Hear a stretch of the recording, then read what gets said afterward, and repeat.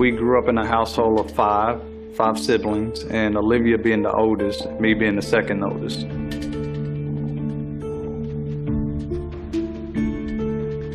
Olivia was a beautiful person, inside and out. She was just very loving and caring.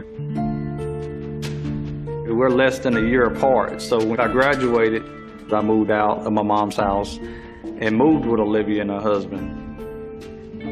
My sister wanted to bring me under her wing, basically show me how to find a job. I would always call her Fabulous Olivia. So this is probably one of those moments. She got the shades on, the drink, got her nails done, and the swimsuit. So this was just Olivia being fabulous. I know she was my sister-in-law, but I always said she was my sister because we talked about everything. Olivia went into the tax business where she became very successful. She was just always into something that was business-oriented.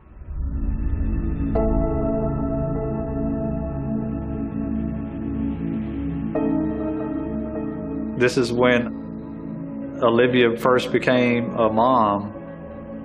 This is my sister Courtney. This is Olivia. This is my mother when she had short hair.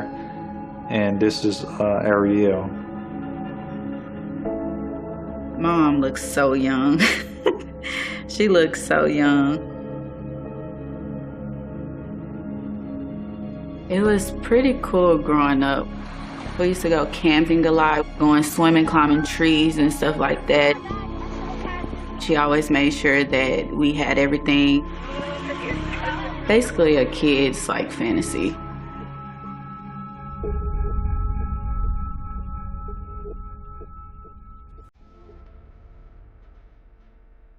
The divorce with her and Al was very upsetting to her, very disappointing. I feel like it also made her insecure in areas. And she was still just trying to make sure that her and the girls were good. She really had to start over. She definitely did want to meet someone new. She wanted to get that family aspect back. She seemed reluctant, to kind of move forward. But, I told her, I say, hey, you got to put yourself out there. You need to date, have fun again. I knew that she wanted to find someone that was actually going to love her and just be all for her.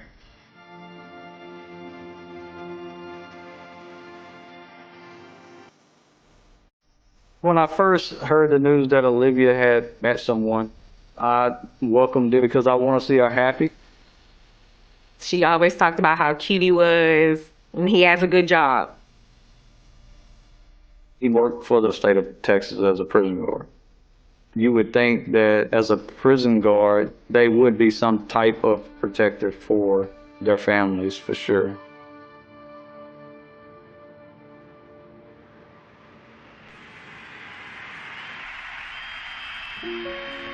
As long as I can remember, as a kid growing up, we used to have football Sundays where on a Sunday you come together, you come at somebody's house, and there's a lot of good food to eat and there's a lot of good football to watch. Football Sundays at my in-laws. I had never seen anything like it until I married into this family. We would go straight after church and stay there until like 10 o'clock, sometimes later. Everybody will still be there, be a packed house. Just a lot of good family time and got a lot of good family fun, and Olivia was the centerpiece of all of that. First time I met Chris, I remember Miss Anita offering him, which is my mother-in-law, offering him some food.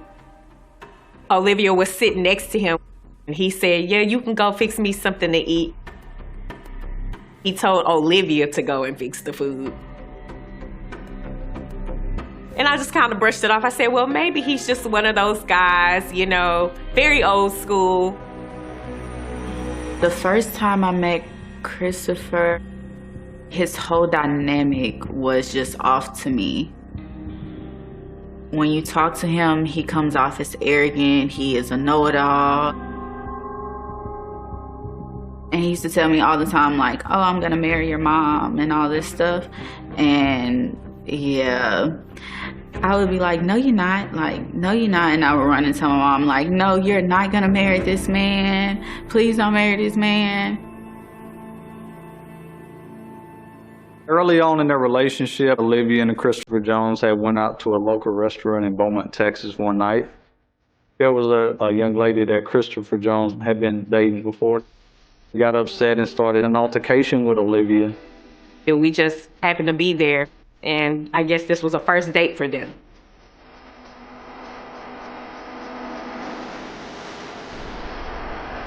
And then we see these girls just jumping Olivia. It was 3 of them, and she was by herself. And one took off her shoe and was hitting Olivia in the head with it. You had one holding her, and the other one was just kind of fighting. Chris, and this is something I'll never forget, is not doing anything. I remember him laughing with his 2 friends. At the time, the police was called, and of course, that's when Christopher Jones really tucks his tail and runs. And I just remember Olivia getting in her Suburban at the time, and she was blood and was red and was crying a whole lot. And I remember trying to tell her, Olivia, calm down. And she was like, no, I want to go home.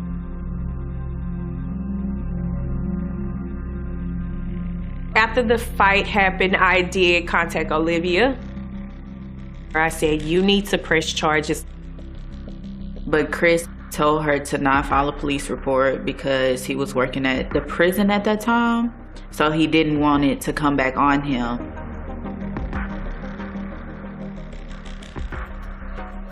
I never had a good feeling from Chris. Never. But she didn't see that.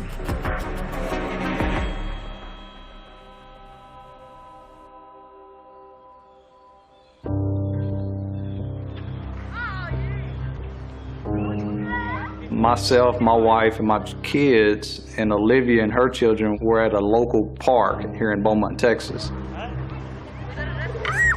We had been at the park playing and catching up. Noticed that my sister's phone kept ringing, but she would never answer it. And it would ring back to back to back, basically, and she would never pick up the phone.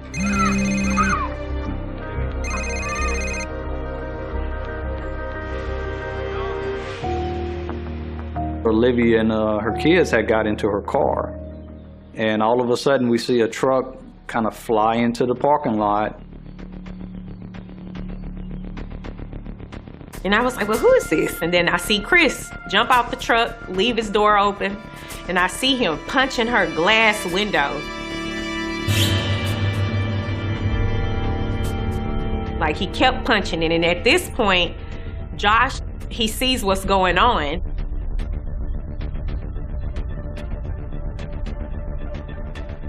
When I seen him bamming on the window, I immediately started running up to the situation with my wife grabbing me, trying to hold me back. And I just remember pulling my husband's shirt because I'm like, we got the kids right here, and I'm telling the kids, y'all stay right there. And then at the same time, I'm on the phone with 911. And I see Olivia crying and screaming, please stop, Chris, please stop. I heard my Aunt Brittany say, I'm gonna call 911, I'm calling 911 right now. And that's when he jumped in his truck and he sped off. And I remember him speeding off because he turned the corner so fast it looked like the truck was gonna flip.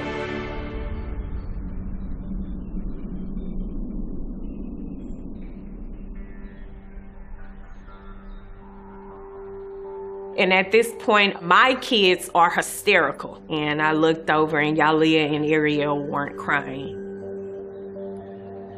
When I noticed that, I instantly said, oh, they've seen this before. When I got up to the vehicle and Olivia was crying in the seat, and at that point, that's when Olivia shut down. And she didn't want to talk about it. After that altercation, it did change our relationship with Olivia. She stopped talking to us for about a year. Looking back at it, I should have pressed it more. He isolated her, made her feel like the only people that was there for her was his side of the family.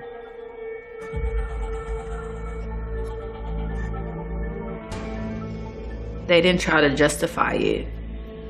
They just said that they were going to counseling, that he was getting better, and he would basically never do it again. Turn around. Ooh! I believe when Olivia cut us off around that time, she was in love with Chris. She was embarrassed by what he had done. And I think she wanted everyone to believe that their relationship was good. They were in a good space. From the conversations we had with my mother-in-law, the family, you know, just thought Chris was just this really good guy.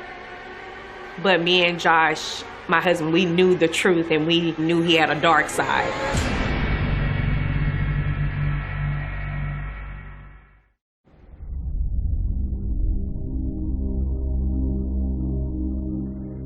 Lily, I'm gonna love you. I'm gonna protect you with my life. There's only one way I can do it. You gotta be my wife. Yes, sir. Yes, sir. All right, baby. Come on. Say yes.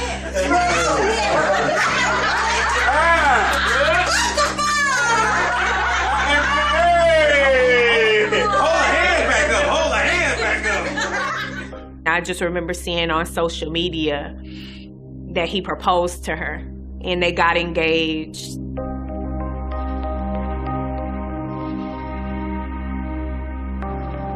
When she told us, I didn't have no words.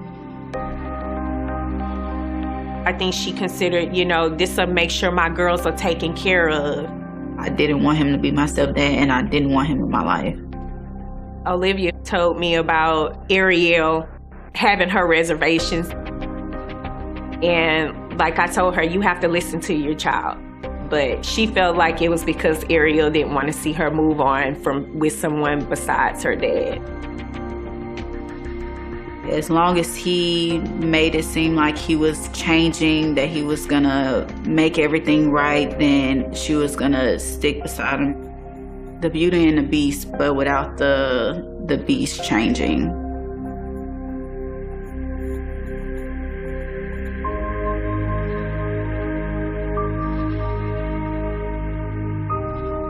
Deep down in my heart, I was very confused.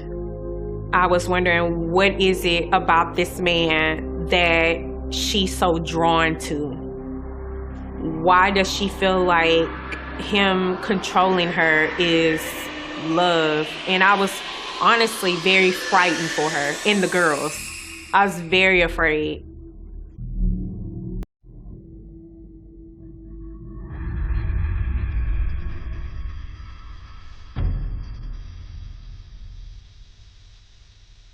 It was hell, basically.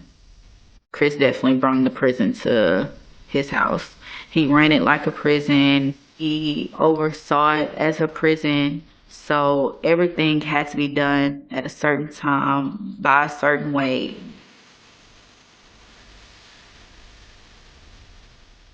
Rooms had to be clean at all times. We couldn't have literally anything on the floor. The beds had to be made.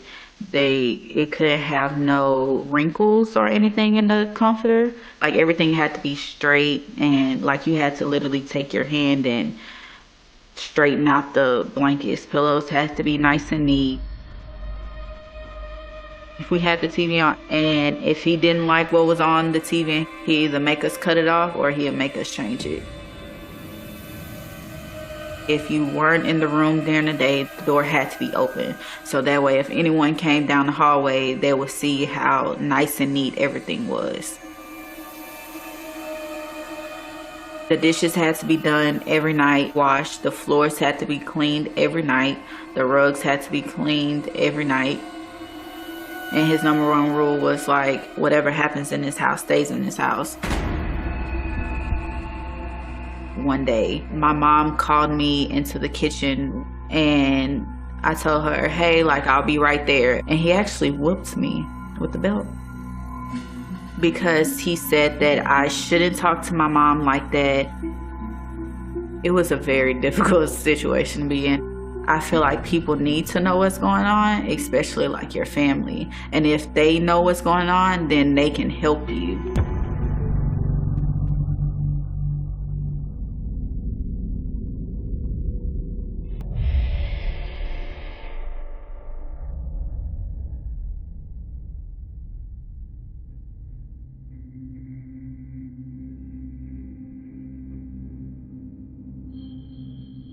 My mom and her mom talked every morning. And when she passed, it basically took away her other half. Chris tried to make it seem like he cared. He tried to make it seem like, oh, he was just so devastated. My mother-in-law passed away, you know, but in all honesty, he really didn't care.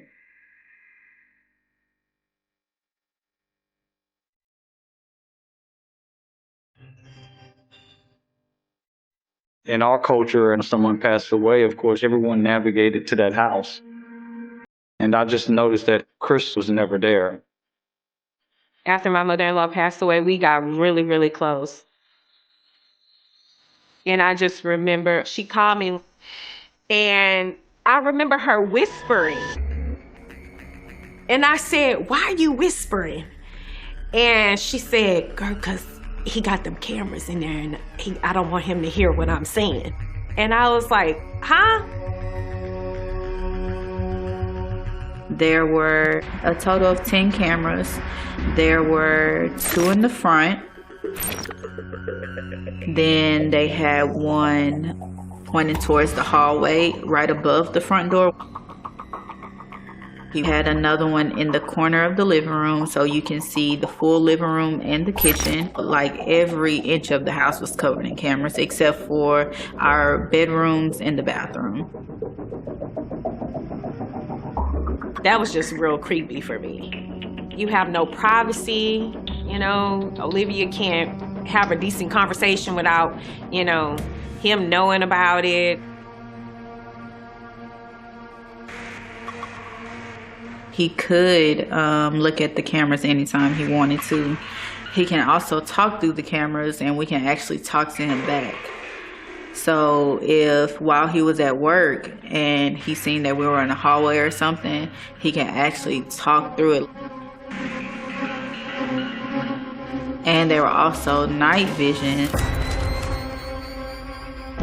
Everything was very disturbing. Because if you were living in a house, then you would know, like, this should not be happening. You're not supposed to be living in fear. One night, Chris and my mom were in the room arguing. The door was shut. And all I could hear was like, Chris, I can't breathe. Chris, I can't breathe. And I opened the door and I said, Mama, are you okay? And the door quickly slammed, and it slammed so fast that it hit my forehead. He came out and he started yelling at me. He started putting his finger right here on my forehead and like pushing me back. And I was like, you think I'm just gonna let you put your hands on my mom? And she's telling me, she's screaming out she can't breathe. Are you crazy?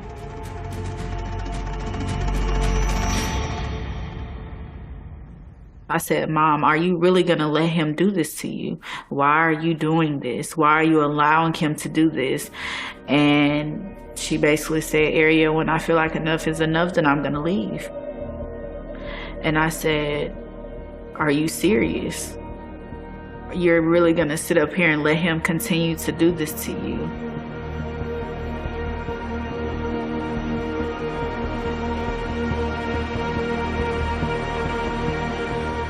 He knew it. He knew that she wouldn't leave him as long as he said the right words.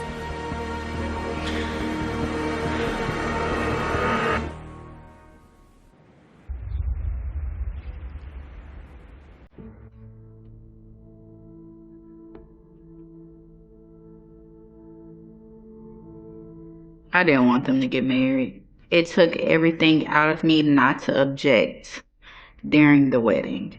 But I seen how her face was so lit up. She had the biggest smile on her face. You should have seen her, like her heart was so, it was so happy. I didn't want to be the one to ruin that for her, because she had so many hopes, she had so many dreams to be a wife, to be a mother, to live in a stable household. I didn't want to ruin that fantasy for her. And she came and she hugged us both and she was crying just to see us there. And she said, I'm just so happy to see y'all here because, you know, her sisters weren't there. It was sad that my siblings wasn't there. It was strictly because Chris did not want them there and they didn't feel welcome. Chris wasn't going to accept anything that wasn't his way. If it was either his way or the highway. And if he said he didn't want someone there, then that person was not going to be there. He would get into fights at work. And his problems was he didn't know how to control his anger. He also brought recordings back to the house. The surveillance footage that he showed me showed him beating up the inmates so bad that he couldn't even move. They had to transport him to the ER with all his injuries. I couldn't look at that. It was too much for me. I've never seen that type of anger before in my whole life. He showed us so that way we can get in line also, to show like this is what he do to people that don't follow his rules.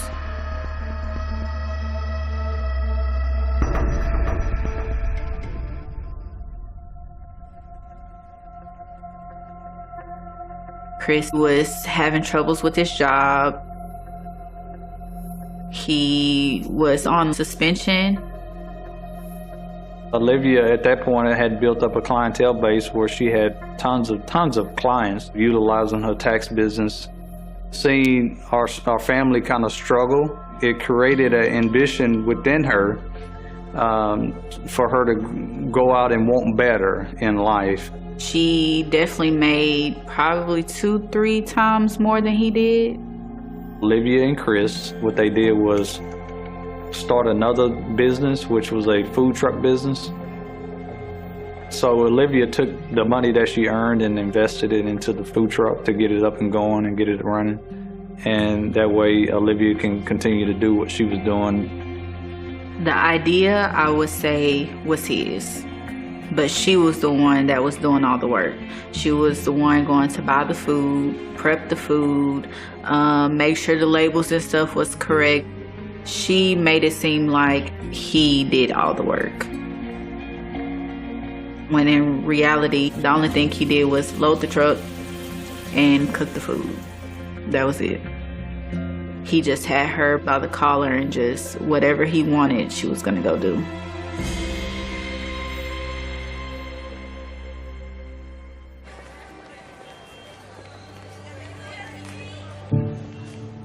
So graduating high school, I just knew that I was about to go to college. I was about to be free.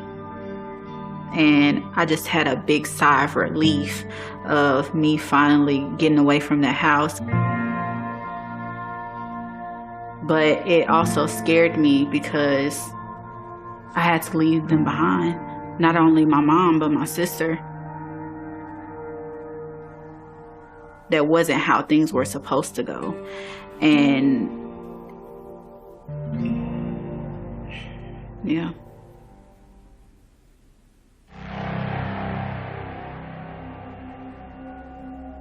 On February 13th of 2019, I had a feeling that I need to talk to my mom and just let her know, like, hey, I love you. I'm gonna bring you your Valentine's Day gift up here tomorrow. After that phone call, I was a little uneasy, and that whole night I could not sleep. I just had a feeling like something was gonna happen, like something was off, but I just couldn't put my finger on it.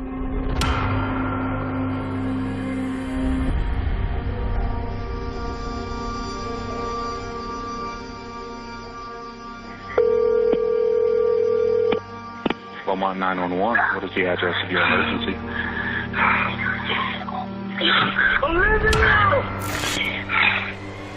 I'm at home. My wife is shot at me. Please, hurry. Please, please. My wife, please!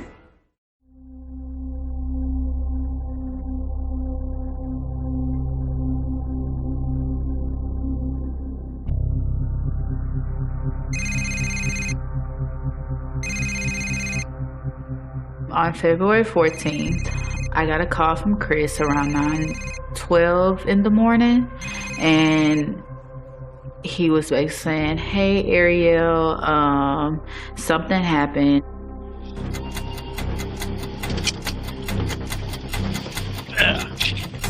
Come this way. Okay.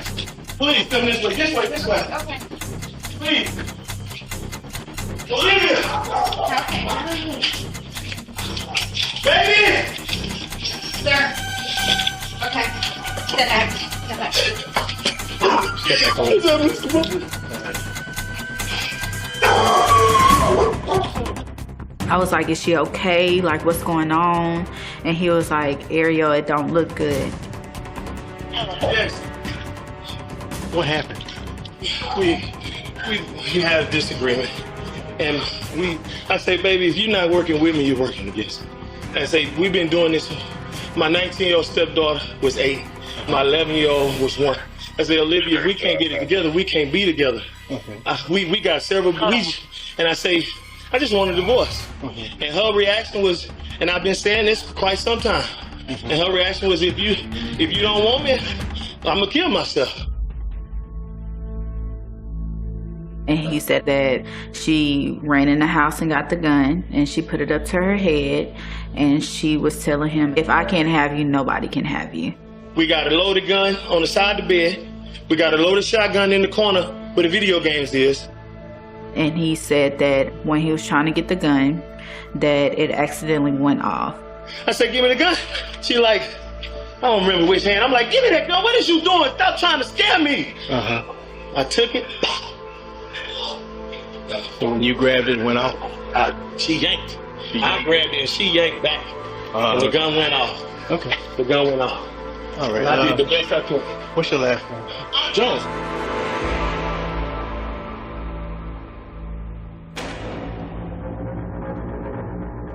I got there in a matter of 15 minutes. I drove around the corner, all I seen was cops, and I seen the caution tape. The police officers, they stopped me, and I was just like, I just want to see her. I went to his mom and I asked her, like what's going on? Is she okay? Like, is she alive? And she had the same face Chris had, blank. And she said, Ariel, she's not alive. And I broke down.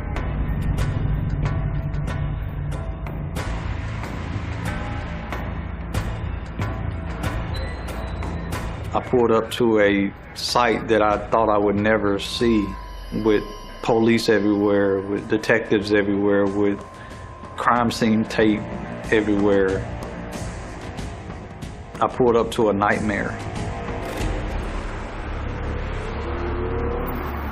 When I got on scene, Olivia's car was in the driveway. Her keys were on the trunk of her car. Her phone was inside of her car. There was cold food product in her car, hamburger meat, things of that nature.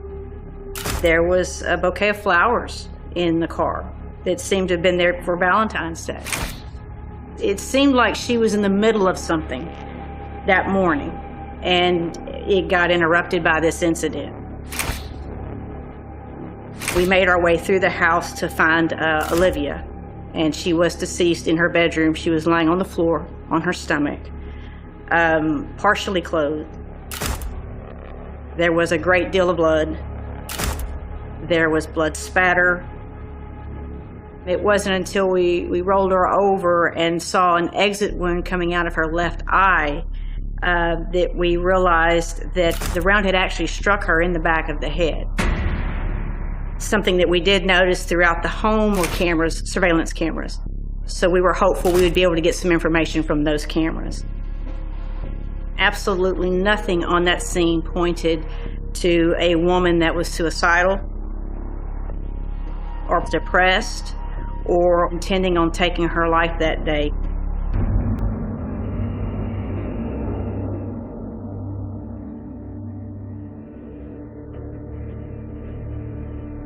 They're waiting for the lead detectives. They're going to be the ones that actually interview you, so.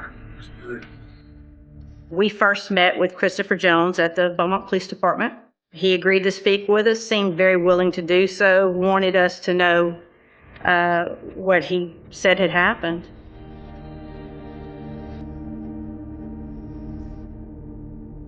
They were preparing the food truck. Sometime during that preparation, he grew upset because he felt that Olivia was not doing her share of the work, had failed him and was not keeping up where she should. There's no reason that certain things wouldn't be done. I am very particular. If you're that's true. I am very particular. You strive for the best for people. I work really hard, and I don't make excuses for myself, and I don't accept excuses for anybody else. So because of these things, he decided he wanted to get a divorce. She stormed into the house, went straight to the bedroom, put a gun to her head. What did you say? Really? Are you serious? Really? This is not going to solve anything. Okay. You know, this is not, you do not want to do that. Put that freaking gun down before you make a mistake and hurt yourself. She was crying. She was crying. Well, during this time, we happened to ask him about the surveillance cameras around his house. We asked if we could have permission to view those on his phone. He was very willing to allow us access to those cameras. Say you want to access just that camera. You touch that, and that's just that camera. Okay. You follow what I'm saying? So far, let's go back to devices. Yes, sir.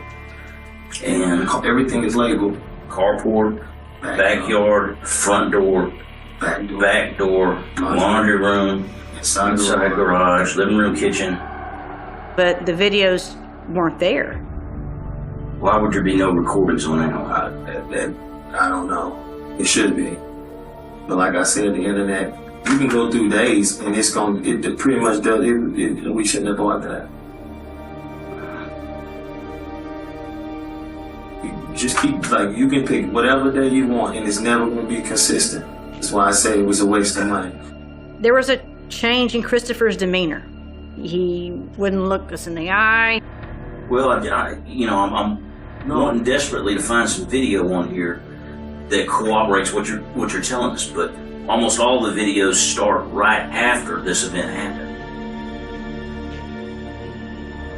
His immediate reaction was that the system was faulty. He told me that he had been lazy in charging the cameras. I was scared. I was scared. Hey, have you been honest with me today? Yes, ma'am. I was confused. Look me in the eye. I was confused about a lot of things. Look me in the eyes. If you've been honest with me today, tell me how many videos you deleted. It was obvious that he was being very deceptive.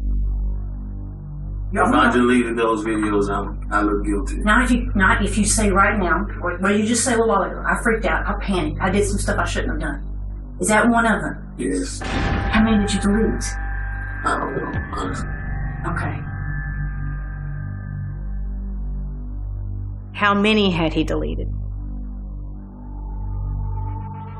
And come to find out, everything except one camera.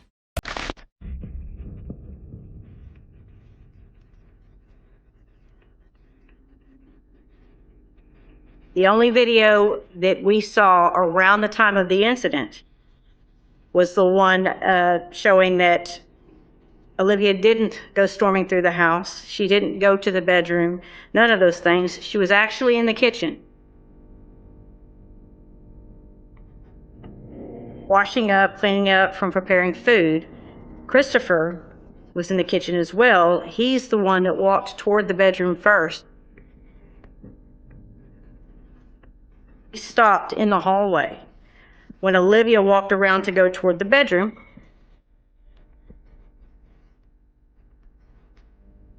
she was startled to find him there.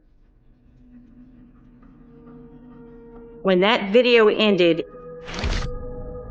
it was less than 3 minutes later that Christopher was on the phone with 911 saying that his wife was shot in the head. I'm at home, my wife was shot in the leg. Please hurry, please, please. My wife, please! I think the reason that one camera was still there is he ran out of time. When Christopher was supposed to be saving his wife's life, he was out in the front yard deleting videos. By the time that interview had ended that day, Christopher was placed under arrest for murder.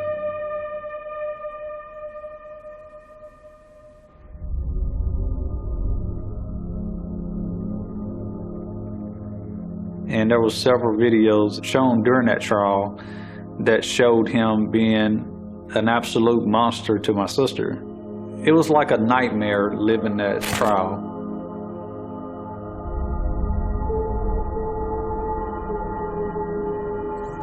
Then you gonna be looking stupid. Look on the floor. Look on the floor. Look on the floor, White. Look on the floor. Look on the floor. Look on the floor. Look on the that is why is that like that? You're not paying attention. Look at Liz. You wasn't worried about the son of a bitch a minute ago. That's your mother. No.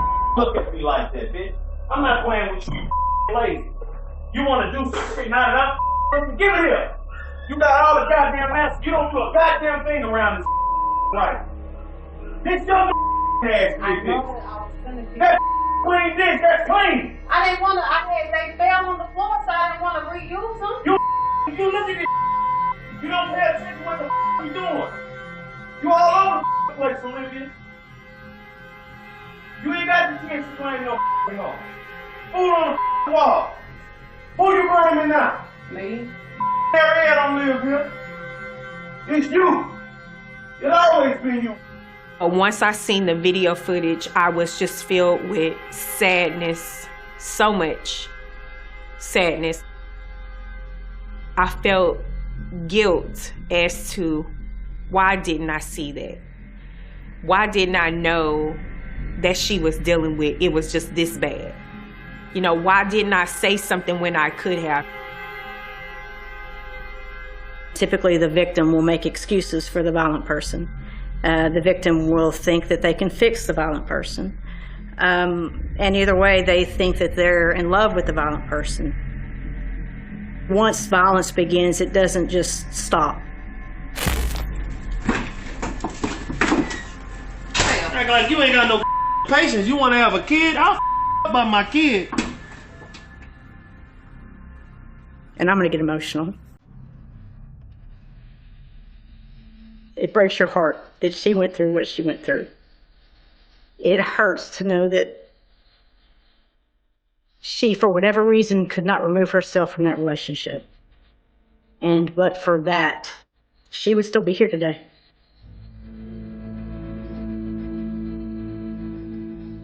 I can honestly say he took a piece of everyone's heart, everyone's soul. He crushed it.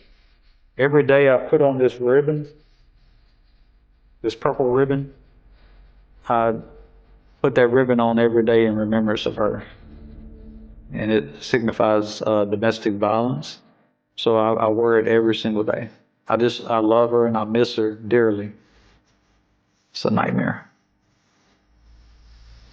Think about it all the time. I want my mom to be remembered as that happy thought that everyone has, that place they go to when they need peace, joy, happiness. She deserved more. You know, like a smile that you see on everyone's face, like that's her. That food that you love, that's her. The one that makes your soul smile. That's how I want her to be remembered.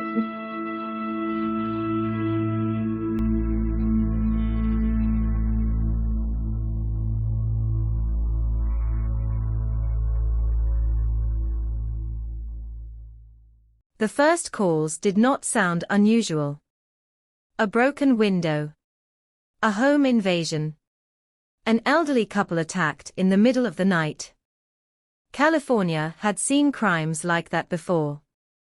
Police officers arrived expecting another burglary that had spiraled into violence. Detectives photographed shattered glass, measured footprints, collected shell casings, and spoke quietly with neighbors who admitted they had heard something, but convinced themselves it was only the wind, or a television left on too late. No one standing inside those homes realized they were looking at the opening chapters of one of the most terrifying criminal investigations in American history. At first, the victims seemed to have nothing in common. One was elderly. Another was young. Some were married couples. Others lived alone. Some survived. Many did not.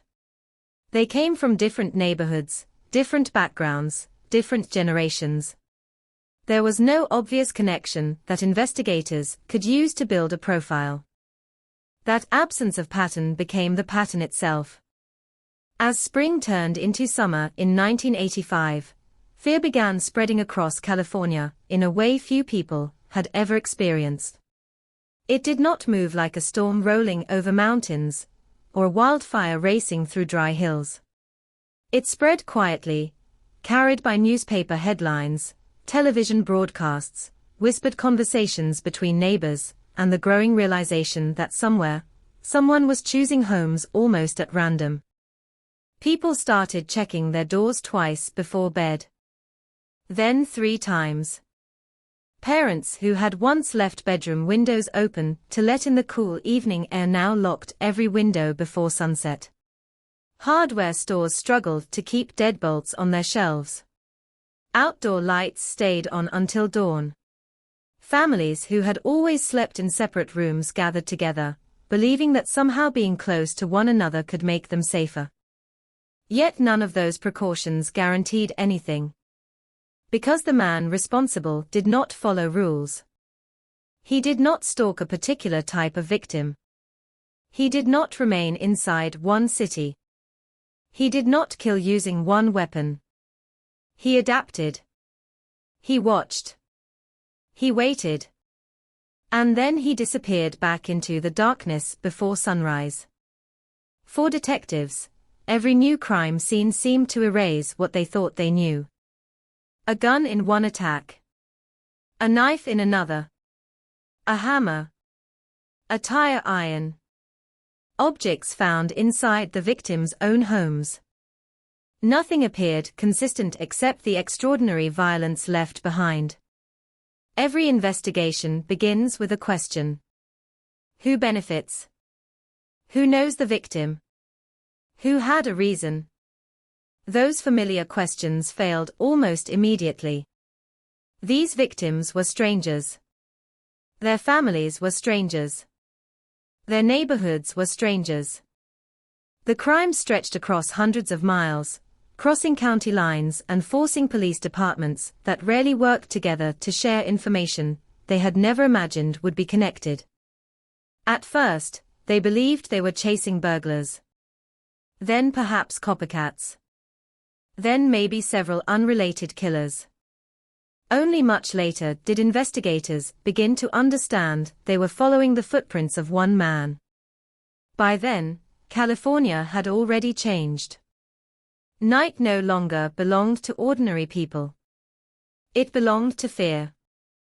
In August of that year, the fear reached the San Francisco Bay Area. Communities that had watched horrifying reports from Southern California with sympathy suddenly realized distance offered no protection. The stories that had seemed like someone else's nightmare were now unfolding only a few streets away. The quiet neighborhoods around Daly City had always settled into a familiar rhythm after dark. Streetlights reflected softly against parked cars. Televisions flickered behind curtains. Dogs barked occasionally before returning to silence. The cool Pacific air drifted through neighborhoods where many residents still believed their homes were sanctuaries. That illusion would not survive the month. One elderly couple prepared for bed exactly as they had done countless nights before. Their routines were ordinary, almost comforting. Doors checked. Lights switched off. Tomorrow's plans discussed in passing. Nothing suggested that before morning one of them would be dead, and the other would endure an unimaginable nightmare. There was no warning. No threatening letter. No phone call. No obvious surveillance. Just the sound of someone entering a home that should have been safe. The attack lasted only minutes. Its consequences lasted decades. When investigators examined the scene, they found evidence of extraordinary brutality, but very little that immediately identified the person responsible. A footprint. Fragments of physical evidence. Small details that seemed insignificant when viewed alone. Each clue waited for another crime to give it meaning. That was perhaps the cruelest part of the investigation. Every answer arrived only after another family had suffered. While detectives processed evidence, another home, somewhere else in California, was already becoming the next target. The killer was always moving. Always searching. Always finding another unlocked window. Another vulnerable house. Another sleeping family. For ordinary Californians, bedtime became an act of courage. Children noticed changes before adults admitted them aloud. Parents suddenly insisted every window remain closed despite the summer heat. Fathers walked through dark backyards carrying flashlights. Mothers checked bedrooms repeatedly after everyone had fallen asleep. Some families bought guard dogs. Others purchased firearms despite never having owned one before. Many simply prayed that the headlines would stop. Instead, they became worse. Every morning newspapers carried another story. Another victim. Another sketch. Another desperate appeal for information. Reporters struggled to explain what police themselves barely understood. How could one person move so freely? How could someone leave behind so little? How could the same unknown attacker appear hundreds of miles apart while remaining invisible? Rumors filled the spaces where facts were missing. Some believed multiple killers were working together. Others imagined secret cults moving through California under cover of darkness. Fear rarely waits for evidence. It creates its own explanations. Meanwhile, investigators faced a problem unlike any they had encountered before. This offender refused to fit established criminal profiles. Serial offenders often repeated behaviors because familiarity reduced risk. This man embraced unpredictability. His victims varied.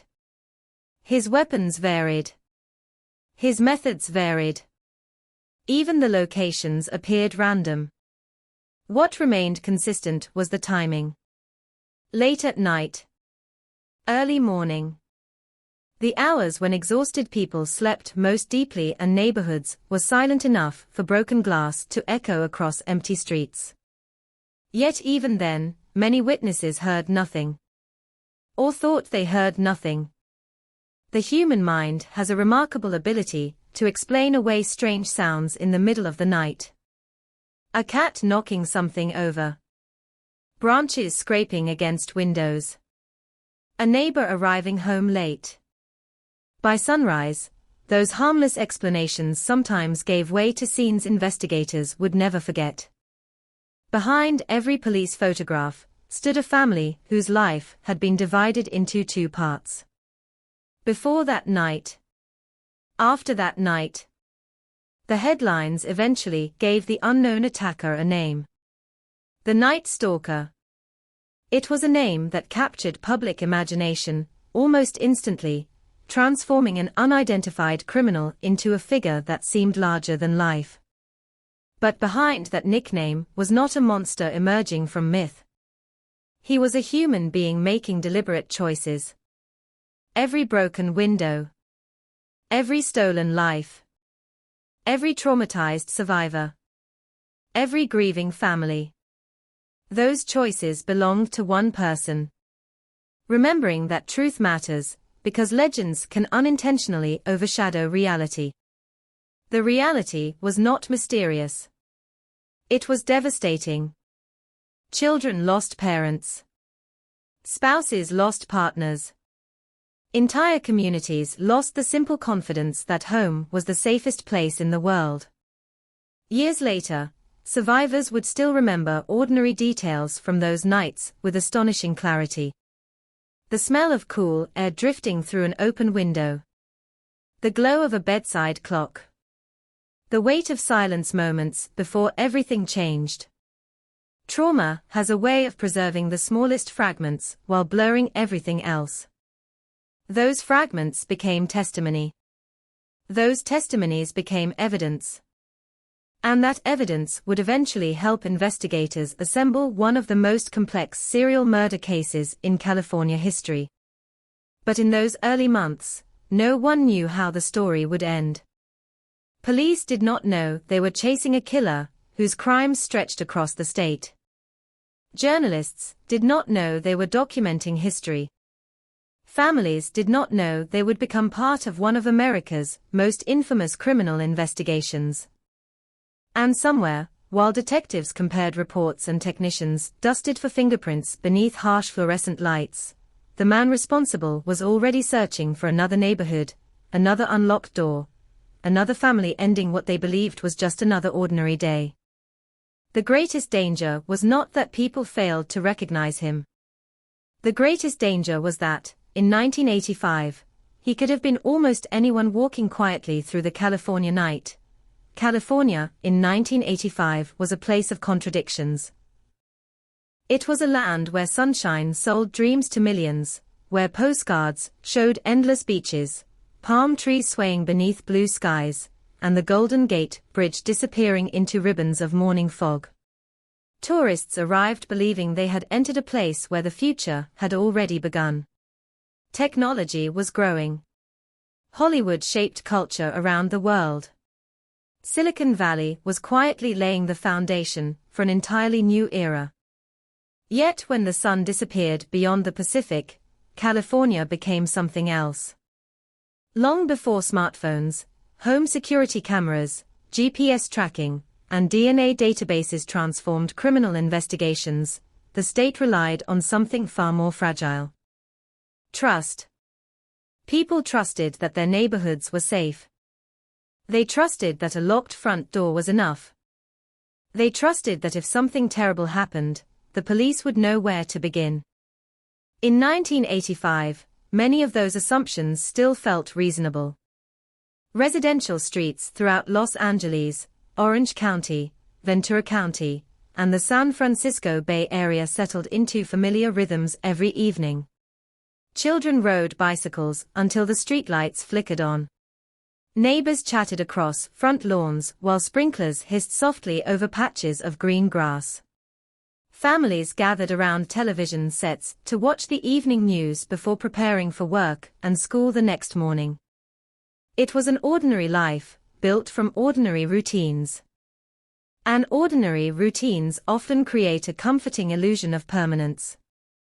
Few people imagined that someone could travel across hundreds of miles, selecting homes almost at random, entering them under cover of darkness, and vanishing before sunrise. Crime certainly existed. California's cities had experienced burglaries, robberies, assaults, and murders for decades. But investigators were accustomed to searching for connections. A dispute between acquaintances.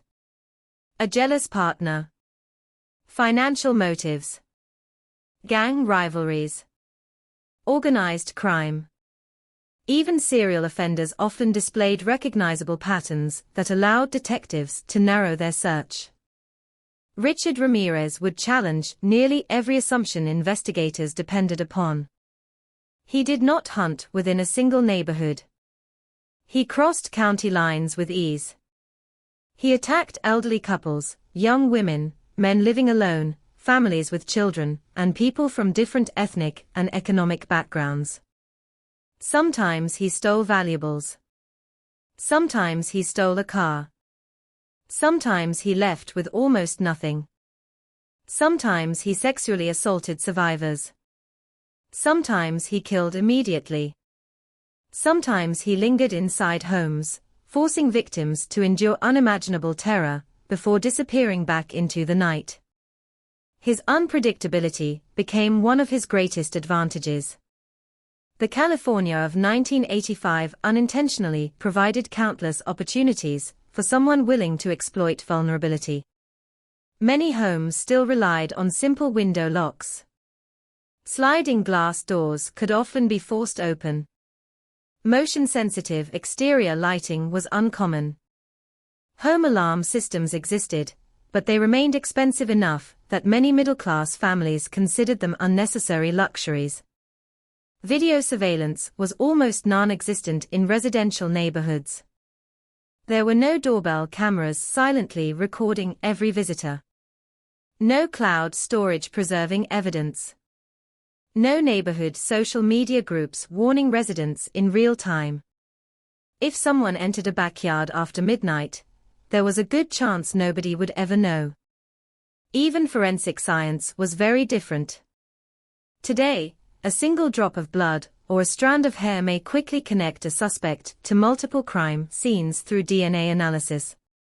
In 1985, those tools simply did not exist for routine investigations. Detectives relied heavily on fingerprints, shoe impressions, witness statements, ballistics, blood typing, and patient detective work. Every crime scene demanded hours of careful observation, because investigators knew they might never get another opportunity to recover evidence. Sometimes that evidence came from something as ordinary as a dusty footprint on a kitchen floor. Sometimes it came from a fingerprint left on a stolen vehicle. Sometimes it came from a frightened witness who remembered one unusual detail after days of reflection. Every fragment mattered. The challenge was determining which fragments belonged together. Southern California itself was enormous. The sprawling network of freeways connected cities that seemed separate on maps, but were only hours apart by car.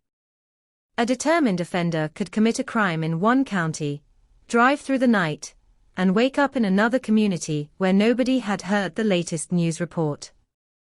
Communication between law enforcement agencies was improving, but it was far from seamless. Each department maintained its own priorities, investigations, and evidence. Sharing information required phone calls, paperwork, meetings, and cooperation across multiple jurisdictions. When crimes appeared unrelated, those connections could take precious time to establish. Time was exactly what the killer exploited. The media landscape also played an important role. Television news broadcasts aired at scheduled hours. Morning newspapers landed on driveways before sunrise. Breaking news moved far more slowly than it does today. Rumors often traveled faster than confirmed facts. Families gathered around dinner tables discussing reports they had heard the previous evening. Neighbors exchanged stories over backyard fences. Every new attack became another conversation. Every conversation added another layer of anxiety. Fear spread not because everyone understood what was happening, but because no one did. As investigators searched for answers, ordinary Californians quietly changed their habits. People who had slept with windows open during warm summer nights suddenly closed them despite the heat. Hardware stores experienced increased demand for stronger locks, outdoor floodlights, and reinforced doors. Gun stores reported growing numbers of first-time customers. Dogs that had once been family companions suddenly became guardians. Parents instructed children never to answer the door after dark. Couples checked every window before going to bed, then checked them again. The rituals of bedtime became longer, more deliberate, more uncertain. Nowhere was that uncertainty more visible than in the San Francisco Bay Area. The Bay Area possessed a character entirely different from Southern California. Morning fog drifted across the Golden Gate before retreating beneath bright afternoon skies. Victorian homes lined steep streets. Cable cars climbed impossible hills. The Pacific Ocean carried cool air inland, wrapping neighborhoods in quiet evenings that often felt peaceful, even isolated. Communities such as Daly City rested just south of San Francisco, where rows of modest homes overlooked the coastline. Many residents had lived there for decades. Retirees tended gardens they had planted years earlier. Children walked to neighborhood schools. Local businesses knew their regular customers by name. It was not a place where residents expected to become part of one of America's most notorious criminal investigations. That expectation belonged to Southern California. For months, newspapers in Northern California had reported the frightening attacks occurring hundreds of miles away. Readers followed each new development with sympathy for strangers they would never meet. The crimes felt distant. Terrible, certainly. But distant. Distance creates a dangerous illusion. People naturally believe tragedy belongs somewhere else until it arrives on their own street. When violence reached the Bay Area during August 1985, that illusion disappeared almost overnight. Residents who had once watched evening news reports with detached concern now examined every unfamiliar face at grocery stores and gas stations. Curtains remained closed after sunset. Neighborhood watch meetings attracted record attendance. Police departments increased patrols where possible, though officers privately acknowledged a painful reality. They could not guard every home. The killer needed only one opportunity. The police needed to prevent every opportunity. That imbalance defined the investigation from the beginning. Meanwhile, another story existed behind the headlines. The story of the man whose name the public did not yet know. Richard Ramirez had been born on February 29, 1960, in El Paso, Texas. His childhood unfolded in an environment marked by instability, violence, and disturbing influences that psychologists would later examine in extraordinary detail. One figure stood above all others. His older cousin, Miguel Ramirez, had served during the Vietnam War.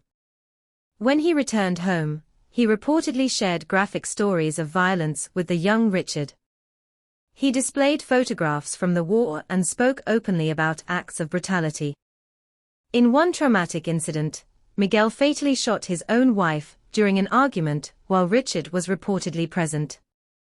Experts have since debated how deeply these experiences influenced Richard Ramirez's development. No single childhood event creates a serial killer. Most people exposed to trauma never commit violent crimes. Human behavior emerges from a complex interaction of personality, environment, mental health, choices, and circumstance. Understanding those influences is not the same as excusing them. The victims deserve that distinction. As Ramirez entered adulthood, he drifted through a life marked by heavy drug use, theft, and escalating criminal behavior. He spent time breaking into homes, stealing property, and avoiding stable employment. His appearance often reflected neglect. Acquaintances later described poor hygiene, decaying teeth, and clothing that blended easily into the darkness he preferred. He wandered through California with little money, but extraordinary mobility. Cars could be stolen. Bus routes connected cities. Freeways stretched endlessly beneath the night sky. He became another anonymous face in one of America's most populated states. That anonymity proved deadly. By April 1985, the stage was fully set. A vast state. Millions of residents. Limited forensic technology. Separate police jurisdictions. Open windows. Unlocked doors. Families sleeping peacefully behind walls they believed would protect them. And somewhere within that enormous landscape, a man had already begun making decisions that would leave permanent scars across California. The people who would soon become victims had never heard his name. They were planning birthdays, tending gardens, working late shifts, saving for retirement, raising children, arguing over ordinary household matters, and looking forward to weekends exactly as countless other families did. Their lives were moving toward futures they expected to reach. None of them knew that another path was already crossing their own. History often feels inevitable when viewed in hindsight. Looking backward, investigators can draw lines connecting one event to the next. But in the spring of 1985, there were no clear lines. Only isolated tragedies. Only scattered evidence. Only grieving families asking questions that no one could yet answer.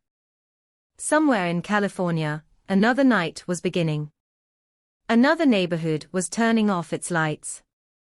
Another family believed they would wake to an ordinary morning. They could not know that the darkness moving toward them was already becoming one of the most feared names in the history of American true crime. Every crime scene begins long before the crime itself. Long before investigators stretch yellow tape across a front yard. Long before cameras flash against broken windows. Long before evidence markers are carefully placed on hardwood floors, there is simply life unfolding in ordinary, forgettable ways. Breakfast is prepared. A newspaper is collected from the driveway. A favorite chair is pulled closer to the television. Someone waters flowers before the afternoon sun becomes too strong.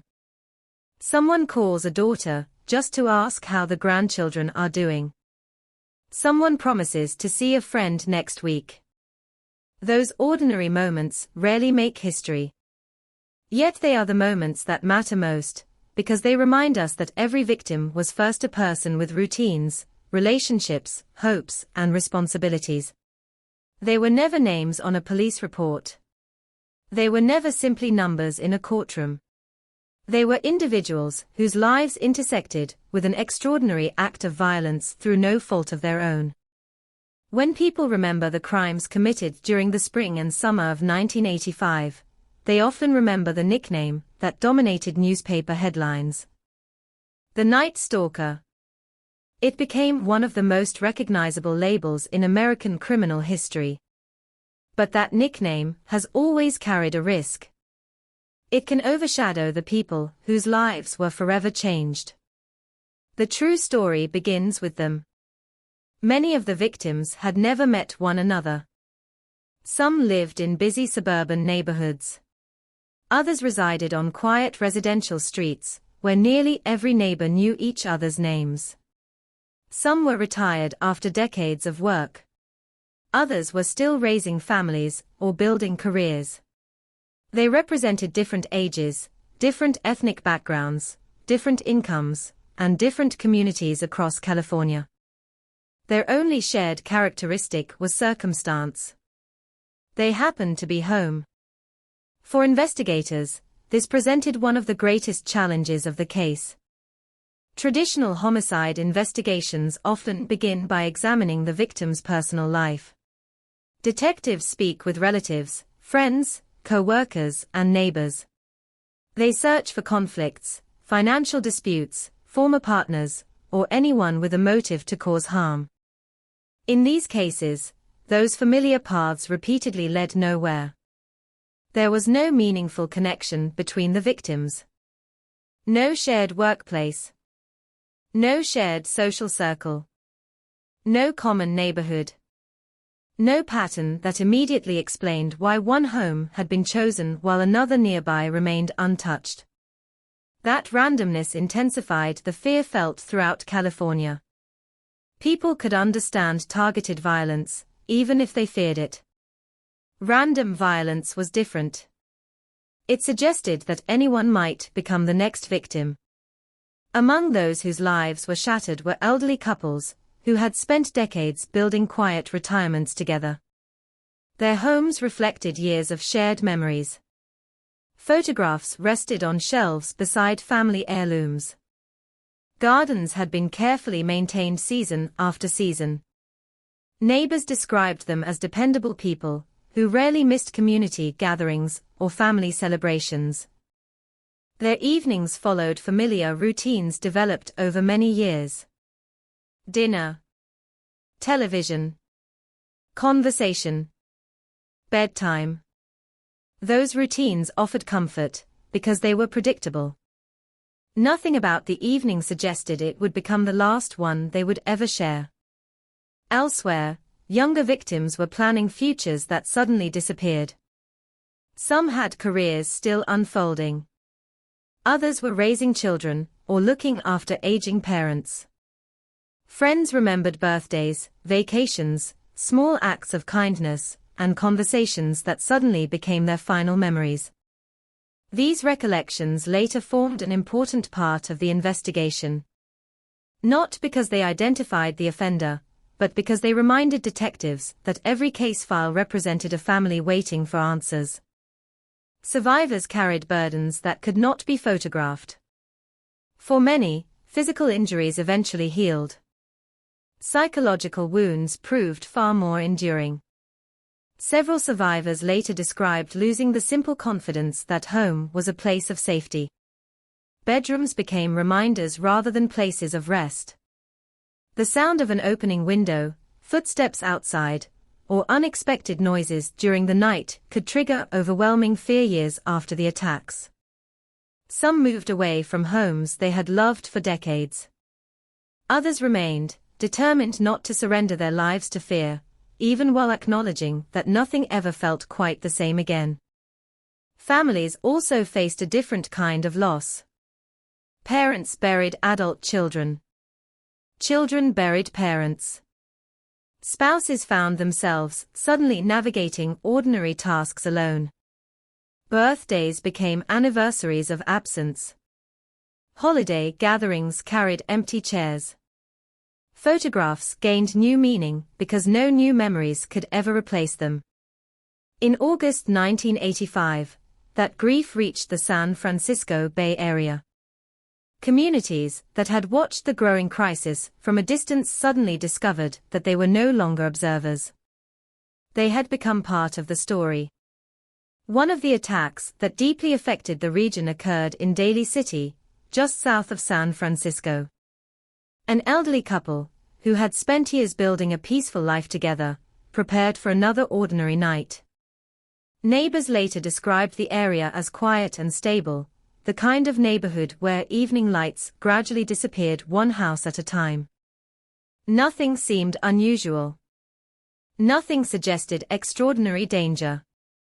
By morning, everything had changed.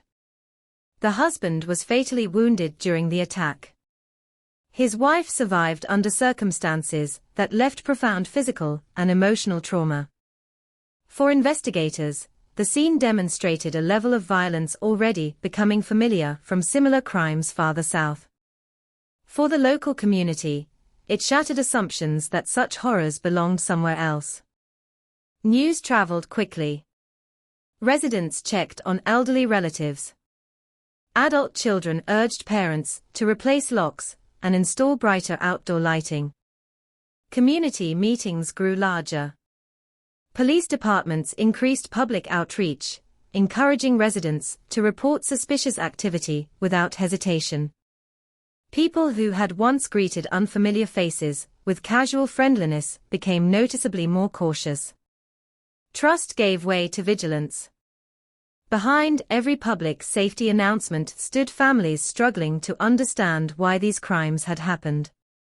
There was no personal dispute. No warning.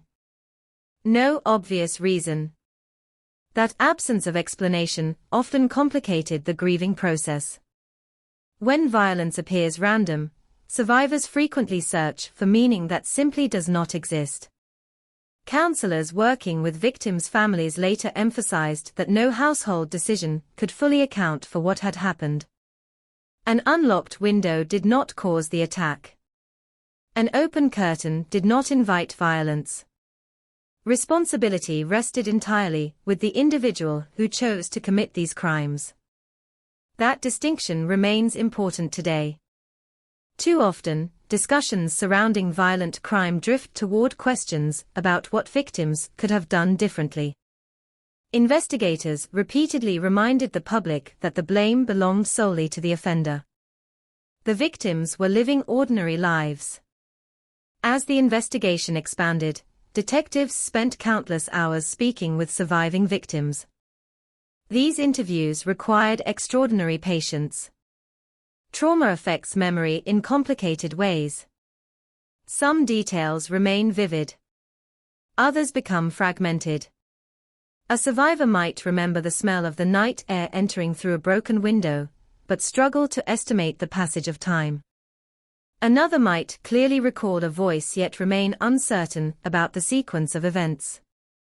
Investigators understood these inconsistencies did not necessarily indicate unreliability. They reflected the human mind's response to overwhelming stress. Each interview contributed another piece to an increasingly complex puzzle. Neighbors also became valuable witnesses. Many regretted dismissing unusual sounds during the night. A barking dog. A distant gunshot mistaken for fireworks. Footsteps outside. A car driving away. Individually, these observations seemed insignificant. Combined, they gradually helped investigators reconstruct timelines that stretched across multiple counties. Throughout California, support networks quietly emerged. Churches organized assistance for affected families. Neighbors prepared meals. Volunteers helped elderly residents improve home security. Counselors donated time to survivors struggling with fear and grief. These acts of compassion rarely appeared in national headlines, yet they represented another important part of the story. Communities refused to let violence define them completely. Law enforcement officers also carried emotional burdens. Homicide detectives are trained to approach investigations objectively, focusing on evidence rather than emotion. Even so, repeated exposure to scenes involving families, elderly victims, and survivors left lasting impressions. Many investigators later recalled that the diversity of the victims made the case particularly unsettling. There was no predictable category. No group that could be warned while others relaxed. Everyone remained vulnerable. This reality transformed the investigation from a series of isolated homicides into a statewide effort involving numerous agencies working together. Every new case was examined not only for its own evidence, but also for possible links to previous attacks. Patterns slowly emerged. Not patterns among the victims themselves, but patterns in the crimes. Those emerging connections would eventually prove essential.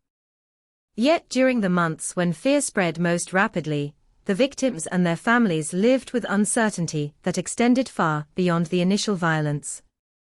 Court proceedings had not yet begun. An arrest had not been made. The person responsible remained unidentified. Each news report offered hope that the investigation was progressing, followed by disappointment when another attack occurred. For many Californians, the summer of 1985 became divided into nights measured not by dates, but by headlines. Another home. Another family. Another community forced into mourning. History often remembers investigations through breakthroughs, forensic discoveries, and courtroom verdicts. Those achievements matter. But they should never eclipse the people whose lives made those investigations necessary. The victims were teachers, parents, spouses, neighbors, retirees, friends, and children. They laughed over family dinners. They worried about bills. They celebrated birthdays. They planned vacations. They looked forward to futures that suddenly ended or changed forever. Their stories deserve to be told not because of the man who harmed them, but because their lives possessed value long before his crimes entered the historical record. As California searched desperately for answers, those families waited for something far more personal than justice. They waited for certainty. They waited to learn who had shattered their lives. They waited for the day when they could finally sleep through the night without wondering whether the unknown person responsible was still walking freely beneath the same dark California sky. Night has a way of making familiar places feel different. The same hallway that seems ordinary during the day becomes a corridor of shadows after midnight. A tree brushing against a window can sound like footsteps. The settling of an old house can resemble someone quietly moving from room to room. Most nights, those sounds mean nothing. In the spring and summer of 1985, however, countless Californians found themselves listening more carefully than ever before. By then, news reports had begun describing a series of violent attacks that appeared impossible to predict. Investigators knew they were searching for an offender who moved quickly, crossed jurisdictional boundaries, and selected victims with no obvious pattern. Yet the public still did not understand how quickly an ordinary evening could become the center of a homicide investigation. For every family affected, the night began like countless others. Dinner dishes were washed and placed in drying racks. Televisions gradually fell silent. Front porch lights remained on a little longer than usual, a small gesture that many hoped might discourage intruders. Children were tucked into bed. Couples exchanged quiet conversations before turning out the lights. The routines varied from household to household, but the expectation remained the same. Morning would come. It was an expectation built on years of ordinary experience. No one expected a stranger to test a window in the darkness. No one imagined that someone was moving through neighborhoods not because of a personal grudge or financial dispute, but because he was searching for opportunity. That randomness distinguished these crimes from many other violent offenses investigated at the time. The homes were not chosen because of the people inside. They were chosen because they appeared accessible. Investigators later determined that the offender often entered residential neighborhoods during the early morning hours, when most people were deeply asleep and nearby streets had grown quiet. He looked for vulnerable points of entry, sometimes taking advantage of unlocked doors or unsecured windows. In other cases, he forced his way inside. Once that barrier was crossed, the sense of safety that every home is meant to provide disappeared in an instant. The violence that followed varied from case to case. Some victims were confronted almost immediately after awakening. Others were attacked before they had fully understood that someone else was inside their home. Several survived and later provided investigators with valuable testimony despite enduring profound physical and psychological trauma. Others never had the opportunity to tell their stories. For detectives, each crime scene revealed both similarities and troubling differences. The offender did not rely upon a single weapon. Firearms appeared in some attacks. Knives were used in others. At times, objects found inside a residence became weapons themselves. This inconsistency complicated the investigation, because it prevented investigators from relying on a single behavioral pattern. Yet another pattern slowly became impossible to ignore. The attacks demonstrated an extraordinary willingness to use overwhelming violence against people who had done nothing to provoke the assault. Victims included elderly residents, adults in the prime of their lives, and families who had simply gone to sleep expecting another ordinary day to follow. The crimes left behind more than physical evidence. They left behind unanswered questions. Why this house? Why this family? Why tonight instead of tomorrow? Those questions rarely had satisfying answers. Perhaps nowhere was that uncertainty felt more deeply than in the San Francisco Bay Area during August 1985.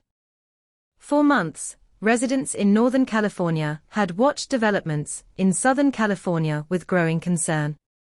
Newspaper articles described violent nighttime home invasions that appeared increasingly connected. Television broadcasts urged viewers to remain cautious, although investigators still possessed limited information they could safely release. Distance provided a measure of emotional comfort. The crimes seemed to belong somewhere else. That perception changed dramatically when violence reached Daly City. The neighborhood itself reflected the character of many Bay Area communities during the mid-1980s. Modest homes stood close together. Neighbors recognized familiar cars parked along quiet streets. Evenings settled into peaceful silence broken only by occasional traffic, or the sound of coastal winds moving through the area. Residents believed they knew their community. Then one night, that confidence was shattered. An elderly couple, who had spent years building a life together, retired for the evening believing their home remained the safest place they could be. Before dawn, their household became the scene of an extraordinarily violent attack. The husband suffered fatal injuries. His wife survived after enduring severe trauma. The crime devastated not only the immediate family, but also neighbors who struggled to reconcile the violence with the quiet community they thought they understood. Investigators arriving that morning encountered the difficult task faced after every homicide. Their responsibility extended beyond documenting evidence. They also had to notify loved ones, reassure frightened neighbors where possible, and begin reconstructing events that had unfolded while nearly everyone nearby slept. Every minute mattered. Crime scene technicians worked carefully, understanding that each overlooked detail represented a potential lost opportunity. Photographs documented damaged entry points. Measurements recorded the position of physical evidence. Latent fingerprint specialists examined surfaces that might preserve impressions invisible to the naked eye. Footwear impressions were protected before weather or human activity could destroy them. Each action reflected a simple reality. The offender had almost certainly left something behind. The challenge lay in finding it before time erased it forever. Meanwhile, survivors from earlier attacks became increasingly important to the investigation. Although traumatic experiences can affect memory, investigators recognized that individual observations often became more meaningful when combined across multiple cases. A description that seemed incomplete after one attack could suddenly gain significance when another survivor independently remembered something similar. This gradual accumulation of information strengthened investigators' belief that many of the attacks were connected. At the same time, fear continued spreading across California. The impact extended far beyond the families directly affected. People who had never met the victims nevertheless found themselves changing long-established routines. Windows that once remained open during warm evenings were shut and locked. Outdoor lighting remained on throughout the night. Neighborhood watch groups expanded. Friends called elderly relatives more frequently. Parents reminded children to lock doors immediately after coming home. These changes reflected a population adapting to uncertainty. Police departments also adapted. Information sharing between jurisdictions became increasingly important. Cases once viewed as isolated incidents were now examined collectively. Detectives compared reports from different counties, searching for recurring details that might otherwise remain unnoticed. The process demanded patience. Evidence does not arrange itself into a complete picture overnight. Instead, investigators assemble countless small observations until broader patterns emerge. Those patterns would eventually prove decisive. But during the summer of 1985, certainty remained elusive. Each successful attack raised difficult questions about where the offender might strike next. Communities responded with caution, yet investigators understood an uncomfortable truth. No amount of public vigilance could eliminate every vulnerability. California contained millions of homes spread across enormous geographic distances. Protecting every household every night was impossible. Finding the person responsible became the only lasting solution. As August progressed, investigators increasingly believed they were confronting one of the most complex serial violent crime investigations the state had ever experienced. The offender's mobility, unpredictability, and willingness to attack strangers created obstacles unlike those presented by more conventional homicide cases. Yet despite those challenges, each crime also generated additional evidence. Every investigation contributed another fragment. Every interview added context. Every carefully preserved fingerprint, footwear impression, and witness account narrowed the field, even if that progress remained invisible to the public. For grieving families, however, those incremental advances offered limited comfort. They measured time differently. Not by investigative milestones or forensic reports, but by empty chairs at dinner tables, unanswered telephone calls, and daily reminders that someone they loved would never return. Those losses remained at the heart of the case.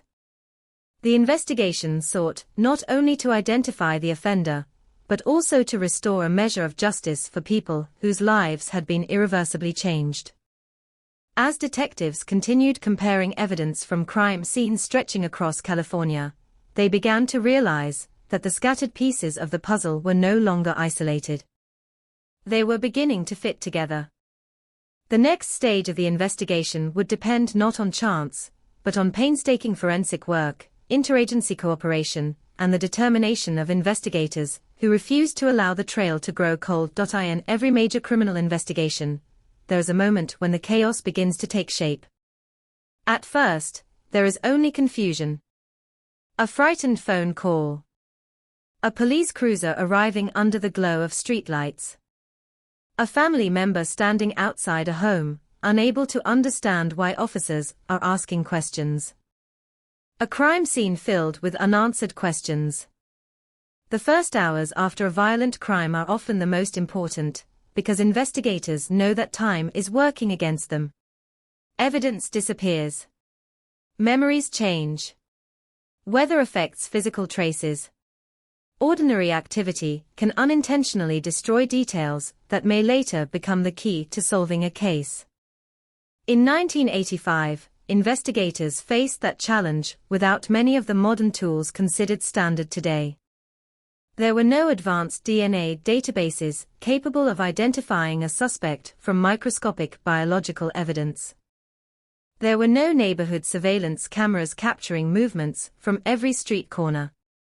There were no smartphones recording locations, conversations, or images. Instead, detectives relied on traditional investigative methods and something equally important: patience.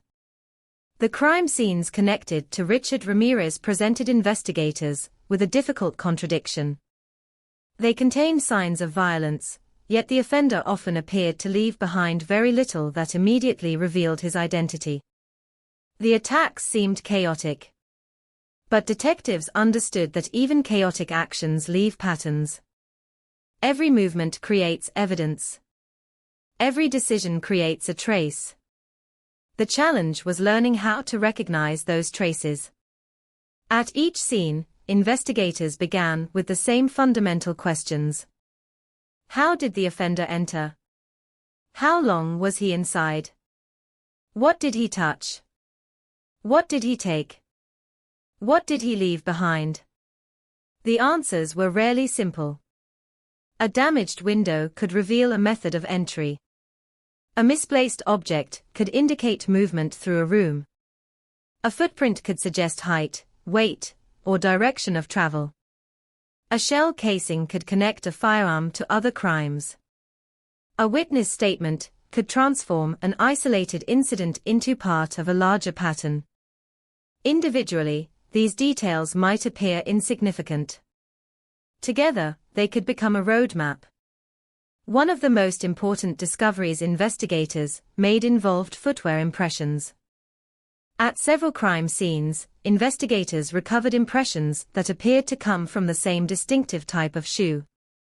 The prints were not merely marks on a floor. They represented movement. They showed where the person had stepped, how he had moved through a home, and how different crime scenes might be connected. The shoe became one of the earliest physical links between seemingly unrelated attacks. Investigators identified the brand as Ovia, a relatively uncommon athletic shoe at the time. The size and pattern of the sole created a valuable investigative lead, because it helped separate these crimes from countless other burglaries and assaults occurring throughout California. A footprint cannot reveal a name. It cannot tell detectives who was wearing the shoe. But it can tell them that different scenes may have one person in common. And in a case where the offender seemed to have no predictable pattern, any connection mattered. Another crucial piece of evidence came from firearms. Ballistic specialists examined shell casings recovered from scenes where victims had been shot. The markings left behind by a weapon can act almost like a fingerprint. When a bullet or casing is fired, the firearm leaves unique characteristics created by its internal mechanisms. By comparing evidence from different locations, investigators could determine whether the same weapon had been used. This process slowly transformed a collection of frightening incidents into something more organized. The crimes were no longer separate tragedies. They were connected events. Yet perhaps the most significant breakthrough would come from a seemingly ordinary object. A vehicle. During the investigation, authorities located a car connected to the offender's movements. Inside and around the vehicle, technicians searched for anything that might reveal who had been there. To investigators, a stolen or abandoned vehicle was not just transportation. It was a container of potential evidence. Every surface became important. Every fingerprint. Every object left inside. Every trace of human presence. Among the evidence recovered was a fingerprint that would eventually become one of the defining moments of the investigation. At the time, fingerprints remained one of law enforcement's most valuable identification tools. Unlike DNA evidence, which could link a person through biological material, fingerprints provided direct physical association. A fingerprint left behind on a surface could establish that someone had touched that object. The recovered print was compared against criminal records. That comparison changed the direction of the investigation. For months, detectives had been searching for an unknown offender. Now they had a name. Richard Ramirez. The identification did not immediately erase the danger. In fact, it created a new urgency. Police now understood who they were looking for, but the suspect remained free. The public did not yet know how close authorities were. Investigators had to balance two competing responsibilities. They needed to locate Ramirez as quickly as possible. But they also needed to protect the integrity of the investigation and avoid actions that might allow him to escape.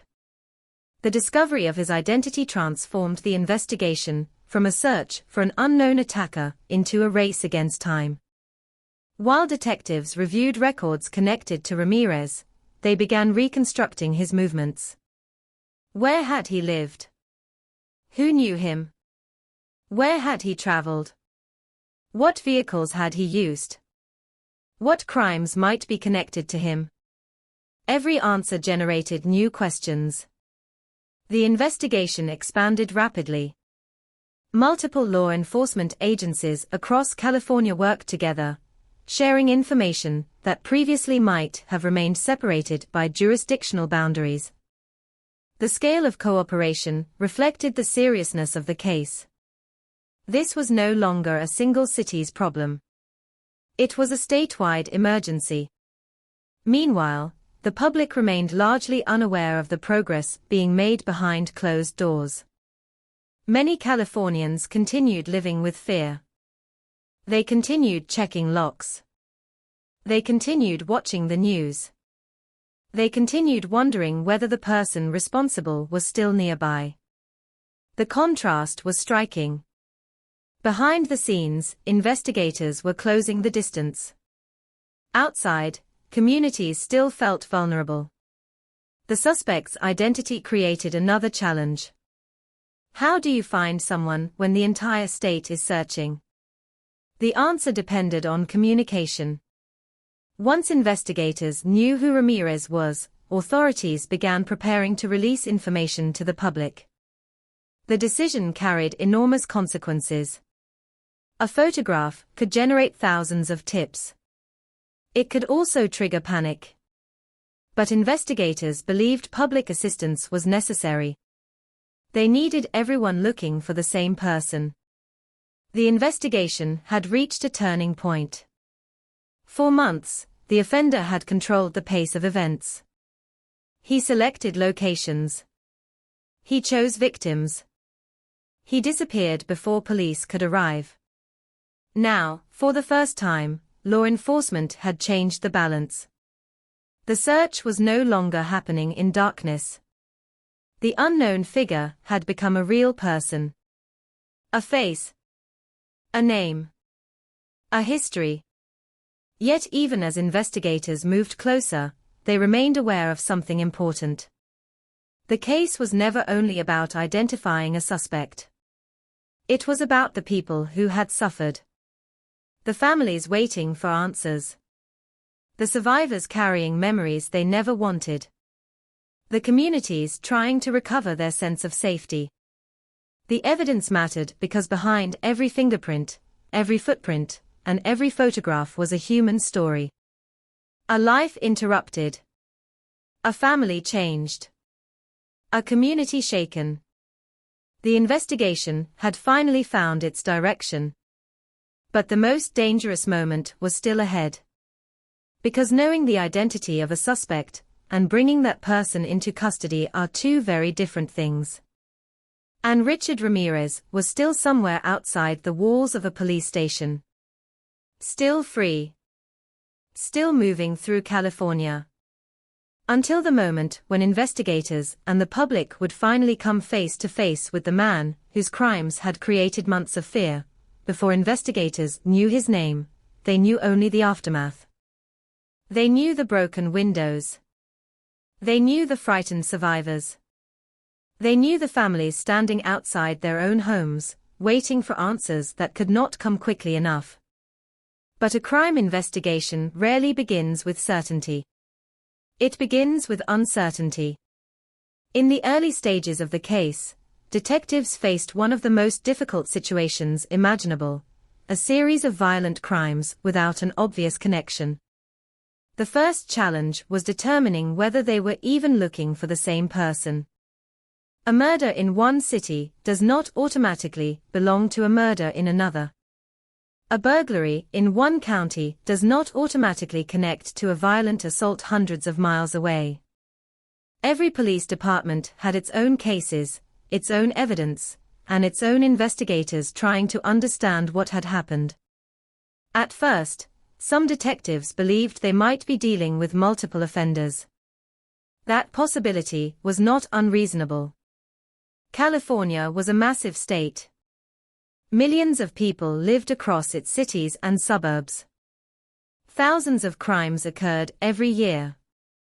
To assume every violent act was connected without evidence could send an investigation in the wrong direction. But as more cases were examined, similarities began to appear. The late-night attacks. The random selection of homes. The lack of an obvious relationship between victims and offender. The use of extreme violence. The strange combination of burglary, assault, and murder. Individually, each detail could belong to many different crimes. Together, they suggested something much more disturbing. A single offender may have been responsible. The realization changed everything. Detectives were no longer investigating isolated tragedies. They were attempting to stop someone who could strike anywhere. The investigation expanded across jurisdictions, forcing agencies that traditionally handled their own cases to cooperate on an unprecedented scale. Information had to move faster. Reports had to be compared.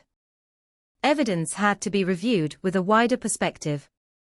A clue that seemed meaningless in one county might become important when viewed alongside evidence from another. This was one of the greatest challenges of the case. The information existed. The question was whether investigators could recognize the connection before another crime occurred. In many ways, the investigation became a race against time. Every day without an arrest meant another opportunity for violence. Detectives understood that the person responsible was not simply hiding. He was active. He was moving. And he had already demonstrated a willingness to attack strangers. As investigators worked to identify patterns, they also examined possible suspects. This is a normal part of any major criminal investigation. Before focusing on one individual, detectives must consider many possibilities. They review known offenders. They examine recent releases from prison. They investigate people who may have access to victims or locations. They follow tips from the public. Many leads appear promising at first. Then they collapse. A person may resemble a description, but have an explanation for their whereabouts. A vehicle may seem connected, but belong to someone else. A witness report may provide valuable information, but not enough to identify a suspect. These moments create some of the most frustrating periods in an investigation. From the outside, it may appear that police are making no progress. Behind the scenes, detectives are eliminating possibilities one by one. Every dead end has value because it removes uncertainty. But in a case involving a serial offender, time remains the enemy. The public pressure surrounding the investigation grew rapidly. Newspapers followed every development. Television stations reported every possible clue. Communities demanded reassurance. People wanted to know one simple thing. Who was responsible? The absence of an answer created space for fear. Rumors spread quickly. Some claimed there were several criminals working together. Others believed the attacks were connected to organized groups. Some exaggerated details far beyond what investigators had confirmed. Fear often creates its own stories. Police faced the difficult task of separating facts from speculation. They knew that releasing too much information could damage the investigation. But they also knew that the public could provide crucial assistance. The balance was delicate. Meanwhile, detectives continued studying the physical evidence.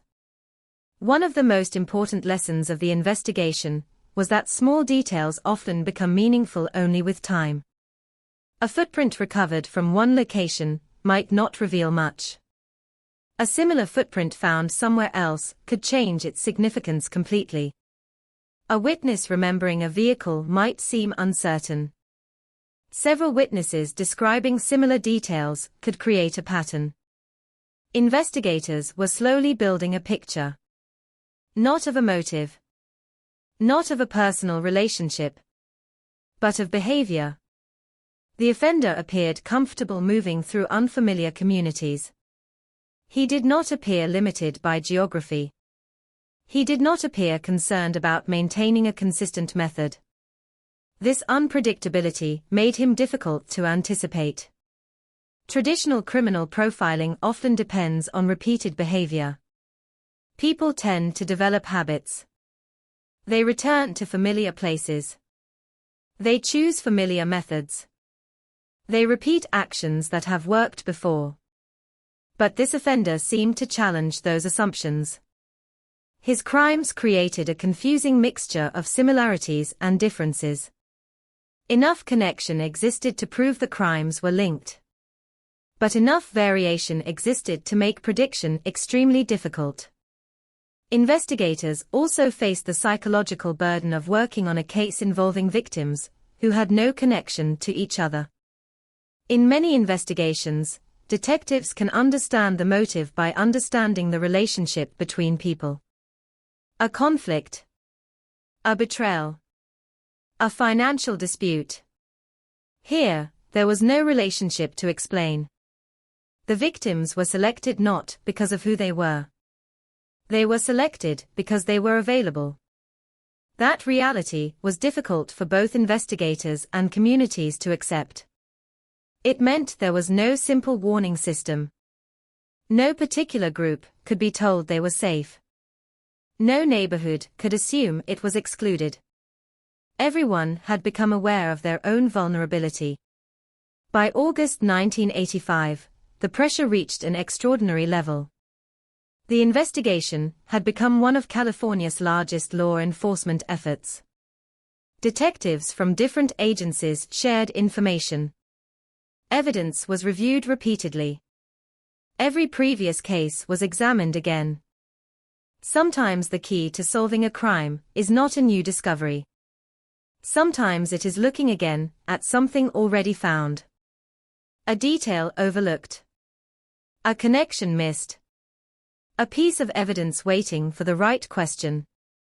That question eventually led investigators toward a breakthrough. But before that breakthrough, there was still one of the most important stages of any investigation. Identifying the person behind the evidence. A footprint. A fingerprint. A vehicle. A timeline. Each piece had to point toward the same individual. Investigators needed more than suspicion. They needed proof. Because once they moved against a suspect, there would be no room for mistakes.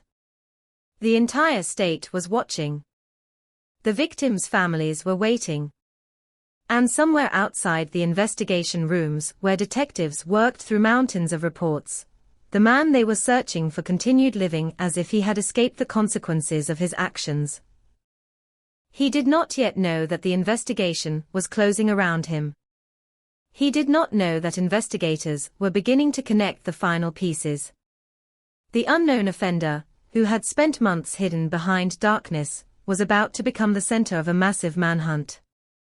The case was approaching its turning point.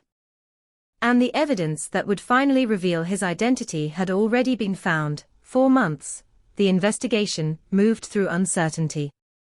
Detectives had fragments. They had memories from survivors. They had evidence collected from multiple crime scenes. They had theories. But theories do not stop a criminal. Evidence does.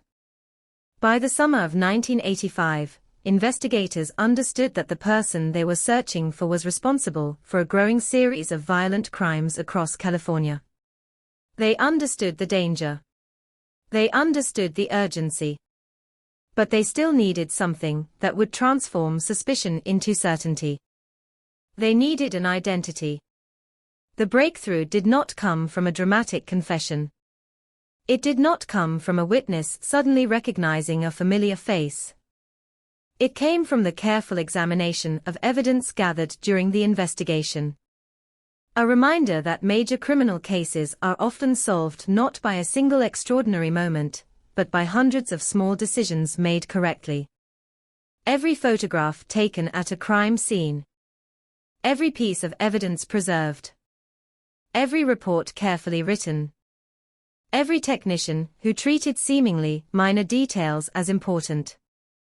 The investigation had reached a stage where those details began to connect.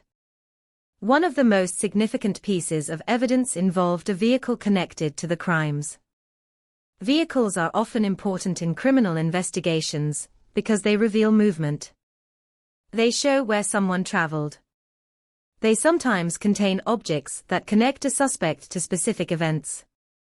They can carry traces of the person who used them. Inside the vehicle, investigators searched carefully for anything that could identify the person responsible.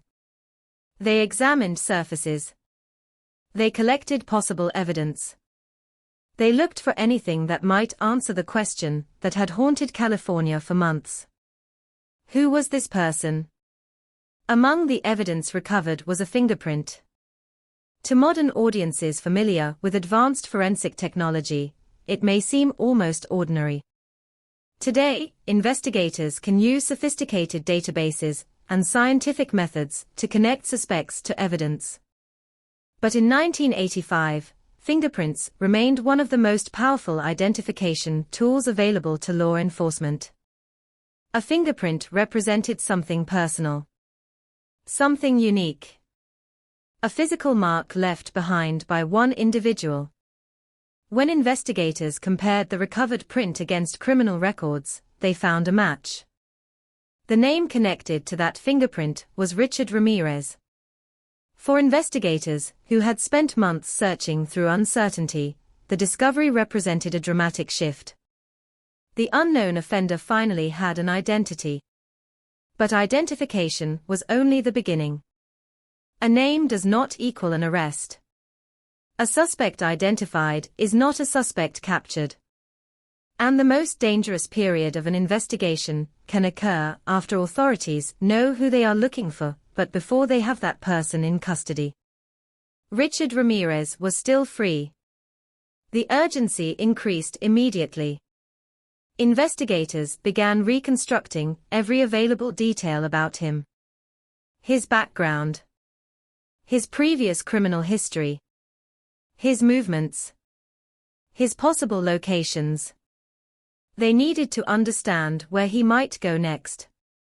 At the same time, authorities had to make a critical decision. When should the public be informed? Releasing a suspect's identity could generate valuable information. Thousands of people might recognize him. Someone might know where he was staying. Someone might remember seeing him. But public release also carried risks. A frightened population could react unpredictably. The suspect could disappear. Evidence could be destroyed. The investigation required careful coordination. Eventually, authorities determined that public assistance was essential.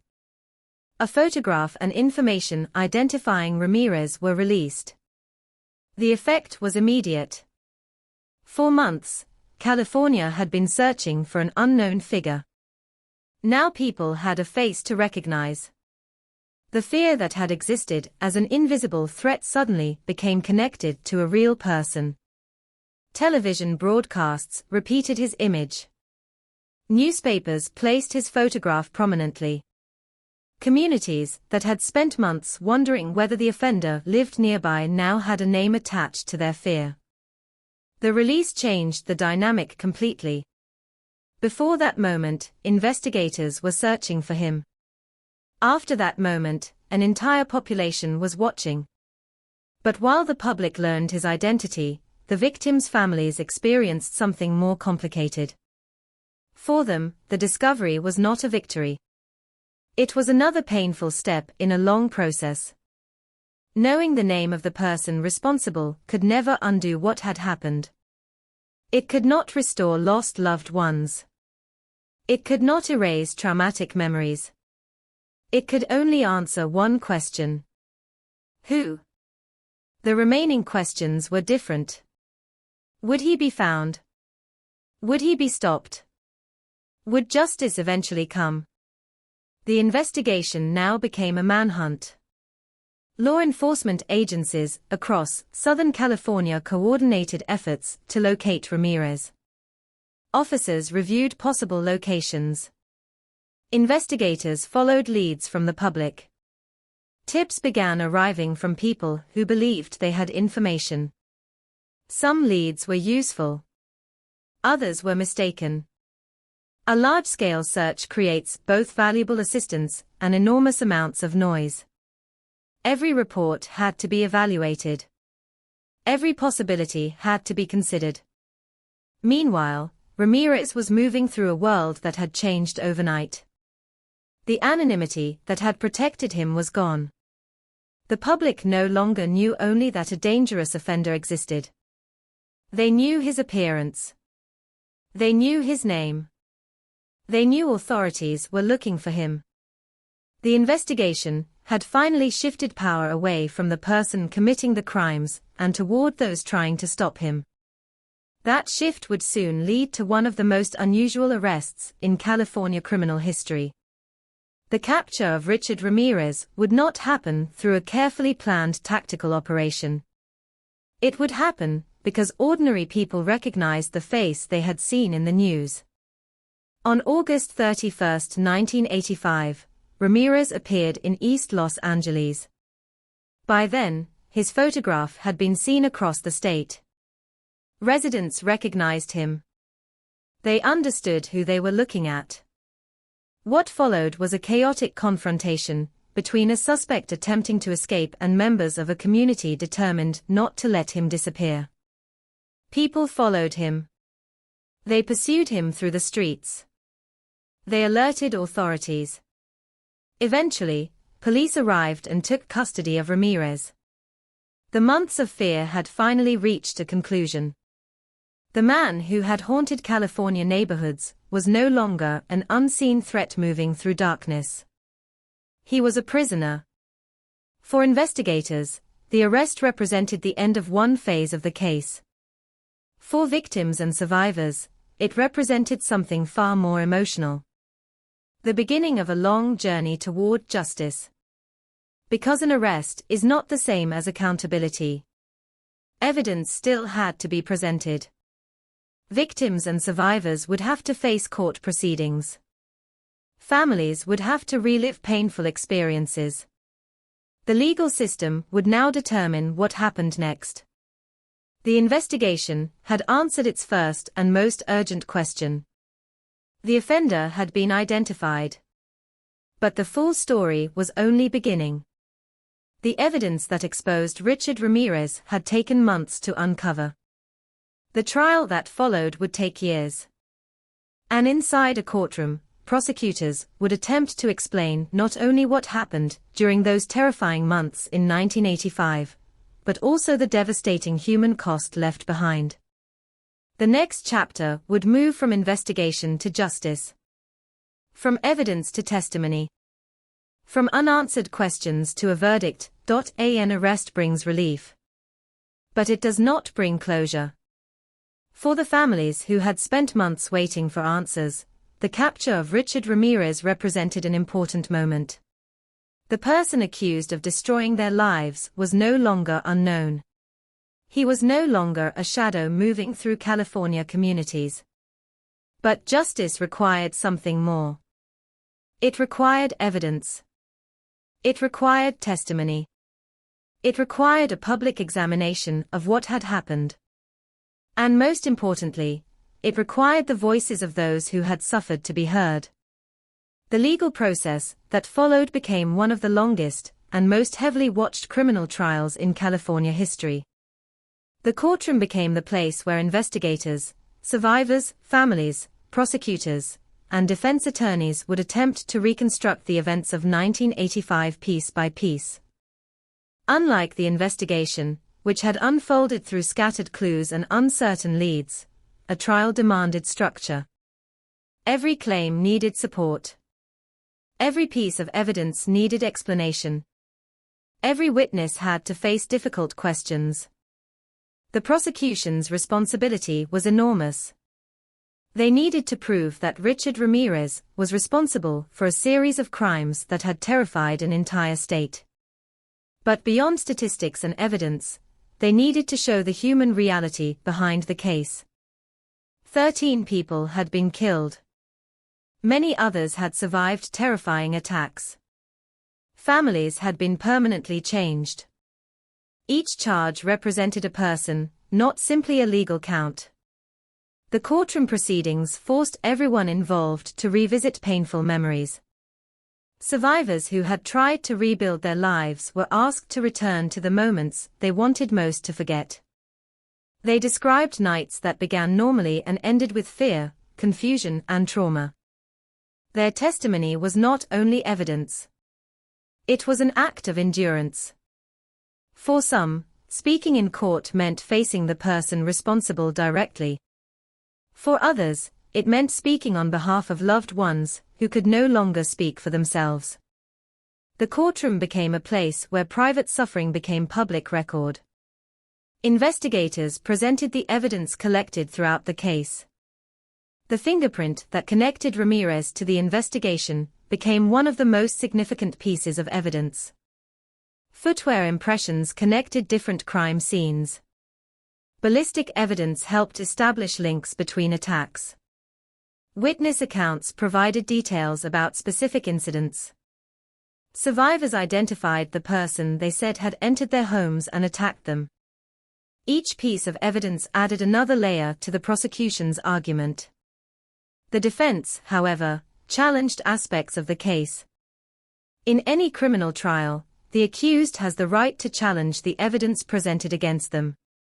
Defense attorneys examined the methods used by investigators. They questioned witnesses. They attempted to create doubt regarding the prosecution's conclusions. The courtroom became a battle between two interpretations of the same events. The prosecution argued that the evidence created a clear picture of responsibility. The defense argued that the standard of proof required more than public fear and emotional reaction. The trial also drew intense media attention. Richard Ramirez had already become a recognizable figure before entering the courtroom. Newspapers and television stations followed his appearances closely. However, the attention surrounding the defendant created controversy. Some observers worried that media coverage focused too heavily on the offender rather than the victims. This concern appears frequently in high-profile criminal cases. Public fascination with criminals can sometimes overshadow the people whose lives were damaged. Throughout the trial, families of victims continued to emphasize that the case was not about the person accused. It was about those who had been lost. It was about survivors. It was about communities that had lived through fear. The courtroom repeatedly returned to the same central question. Could the evidence prove guilt beyond a reasonable doubt? After years of legal proceedings, the jury reached its decision.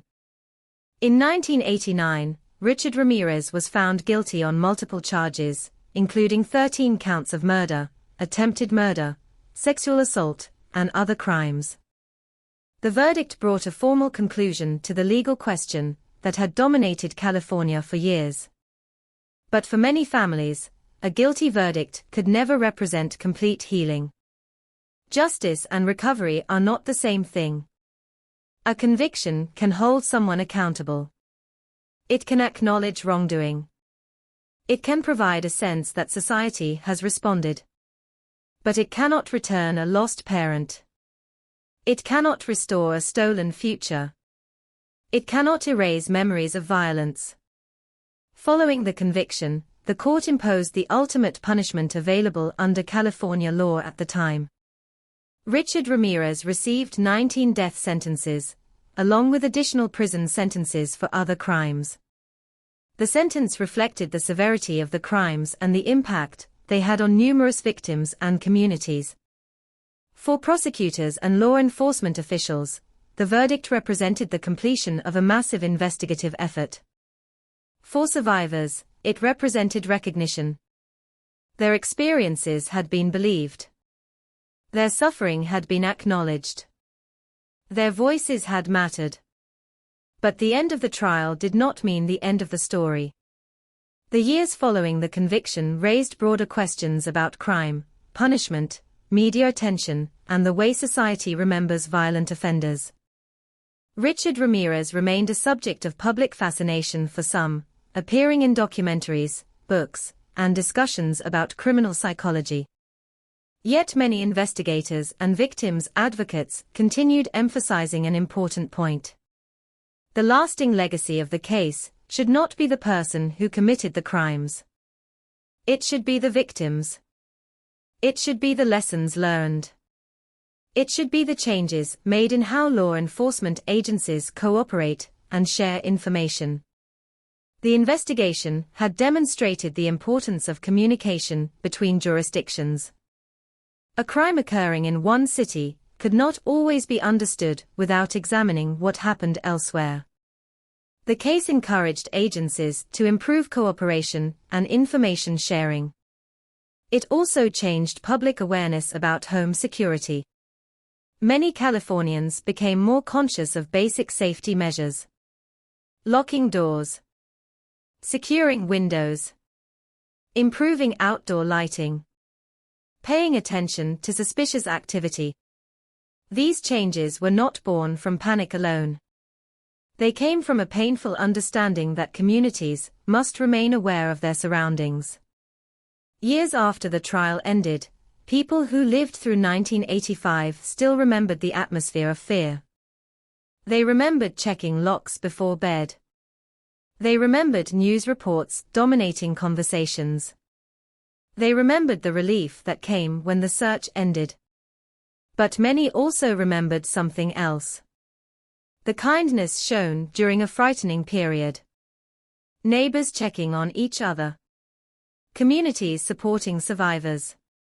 Investigators refusing to give up despite enormous challenges. In the darkest periods of the investigation, those acts of determination and compassion provided another side of the story. The case became famous because of the crimes.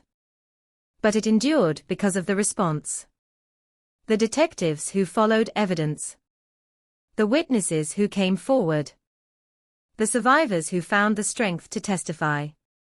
The families who continued speaking the names of their loved ones. The people who refused to let fear become the only memory left behind. A criminal trial can establish guilt. A verdict can establish accountability. But memory belongs to everyone affected. And for the victims' families, the most important names were never those of the accused.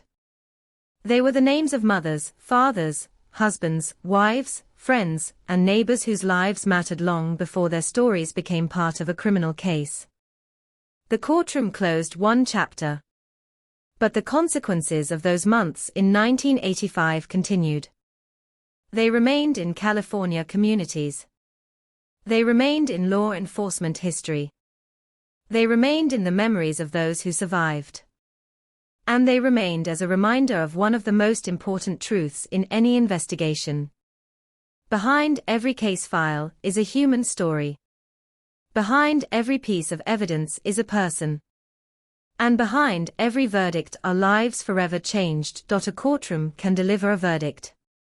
A judge can pronounce a sentence. A prison door can close. But the effects of a violent crime do not end when the trial ends.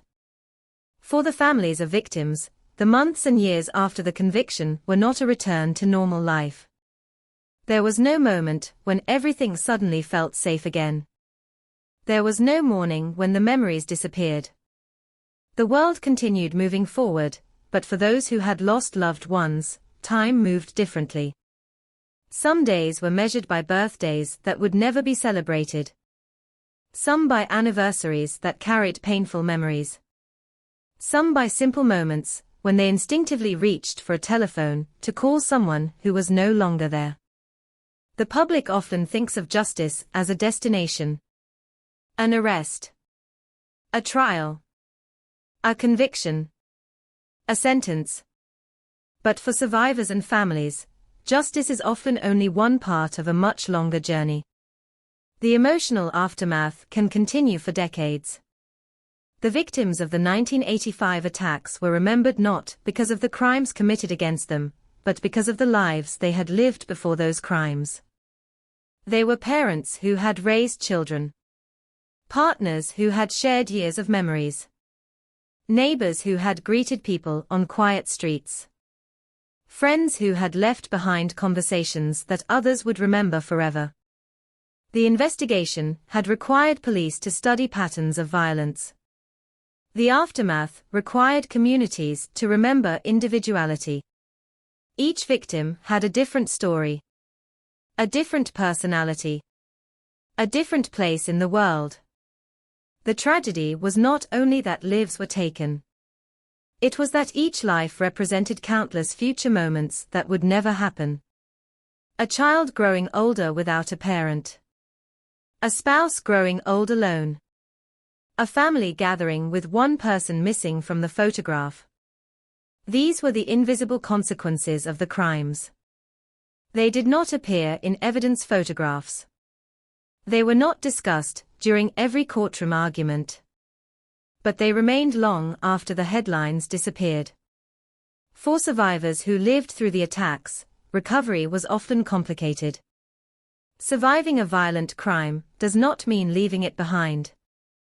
Many survivors described lasting changes in how they viewed ordinary life. A quiet neighborhood no longer felt completely peaceful. A dark hallway could trigger memories. A sound outside the house could create immediate fear. The home, a place traditionally associated with comfort and security, had become connected with vulnerability. Some survivors moved away. Others stayed, because they refused to allow the person who harmed them to determine where they could live. Both decisions represented different forms of survival. There is no single way to recover from trauma. The psychological effects also extended into the wider communities affected by the case. During the summer of 1985, fear had spread across California because the attacks challenged a basic human belief. That ordinary life is predictable. People could understand danger when it appeared in recognizable forms. A dangerous neighborhood. A known conflict. A specific threat. But these crimes created a different kind of fear. The idea that violence could enter an ordinary home without warning was deeply unsettling. After the arrest and conviction, many residents slowly began rebuilding their sense of security. Locks were replaced. Security systems became more common. Neighborhood watch programs grew stronger. People became more willing to report suspicious activity. The experience changed how many communities thought about personal safety. Yet the aftermath was not only about fear. It was also about resilience.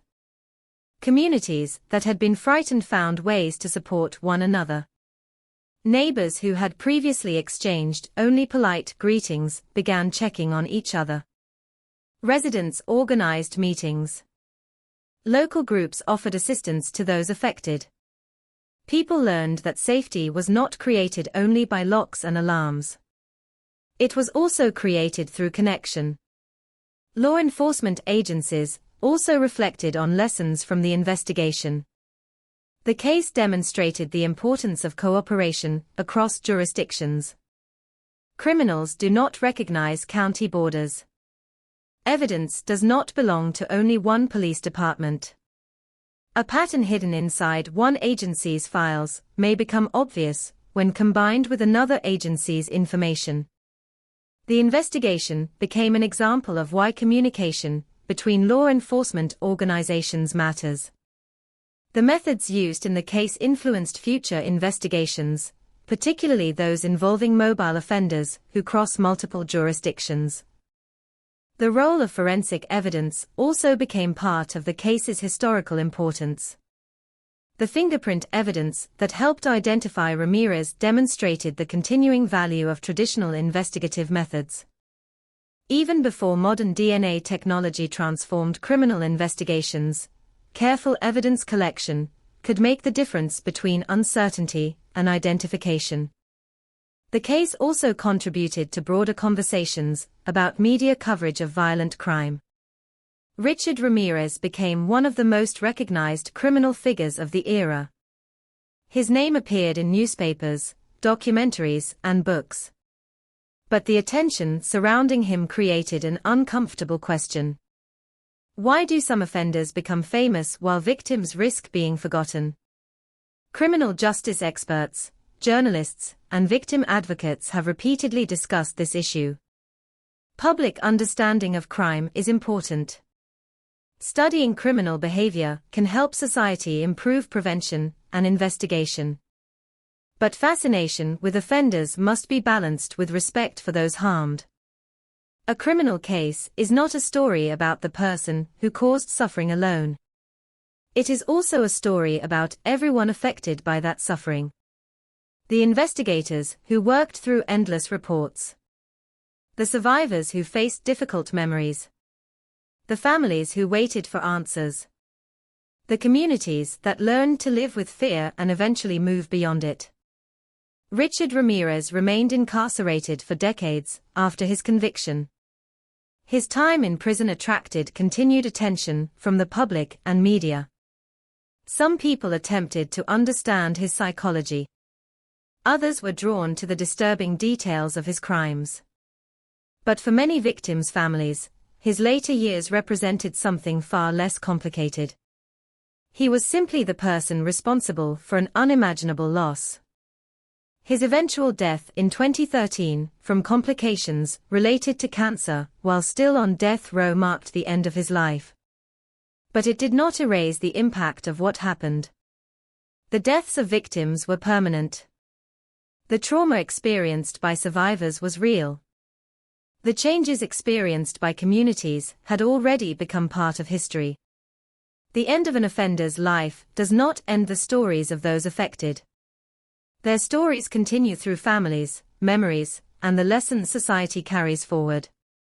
Looking back at the events of 1985, it is easy to focus on the fear. The headlines. The investigation. The courtroom. But history is also made of quieter moments. A neighbor bringing food to a grieving family. A detective carefully preserving evidence because someone deserved answers. A survivor finding the strength to continue living. A community choosing compassion instead of isolation. Those moments rarely receive the same attention as dramatic arrests or courtroom verdicts. Yet they represent another truth about major crimes. Violence can spread fear quickly. But courage and compassion can spread too. The case of Richard Ramirez remains one of the most studied criminal investigations in American history. It changed policing practices. It changed public awareness. It changed how many people thought about safety and vulnerability. But the most important lesson is not found in the identity of the offender. It is found in the lives of the people who endured what happened afterward. The victims and survivors remind us that behind every statistic is a person. Behind every headline is a family. Behind every investigation is a human cost.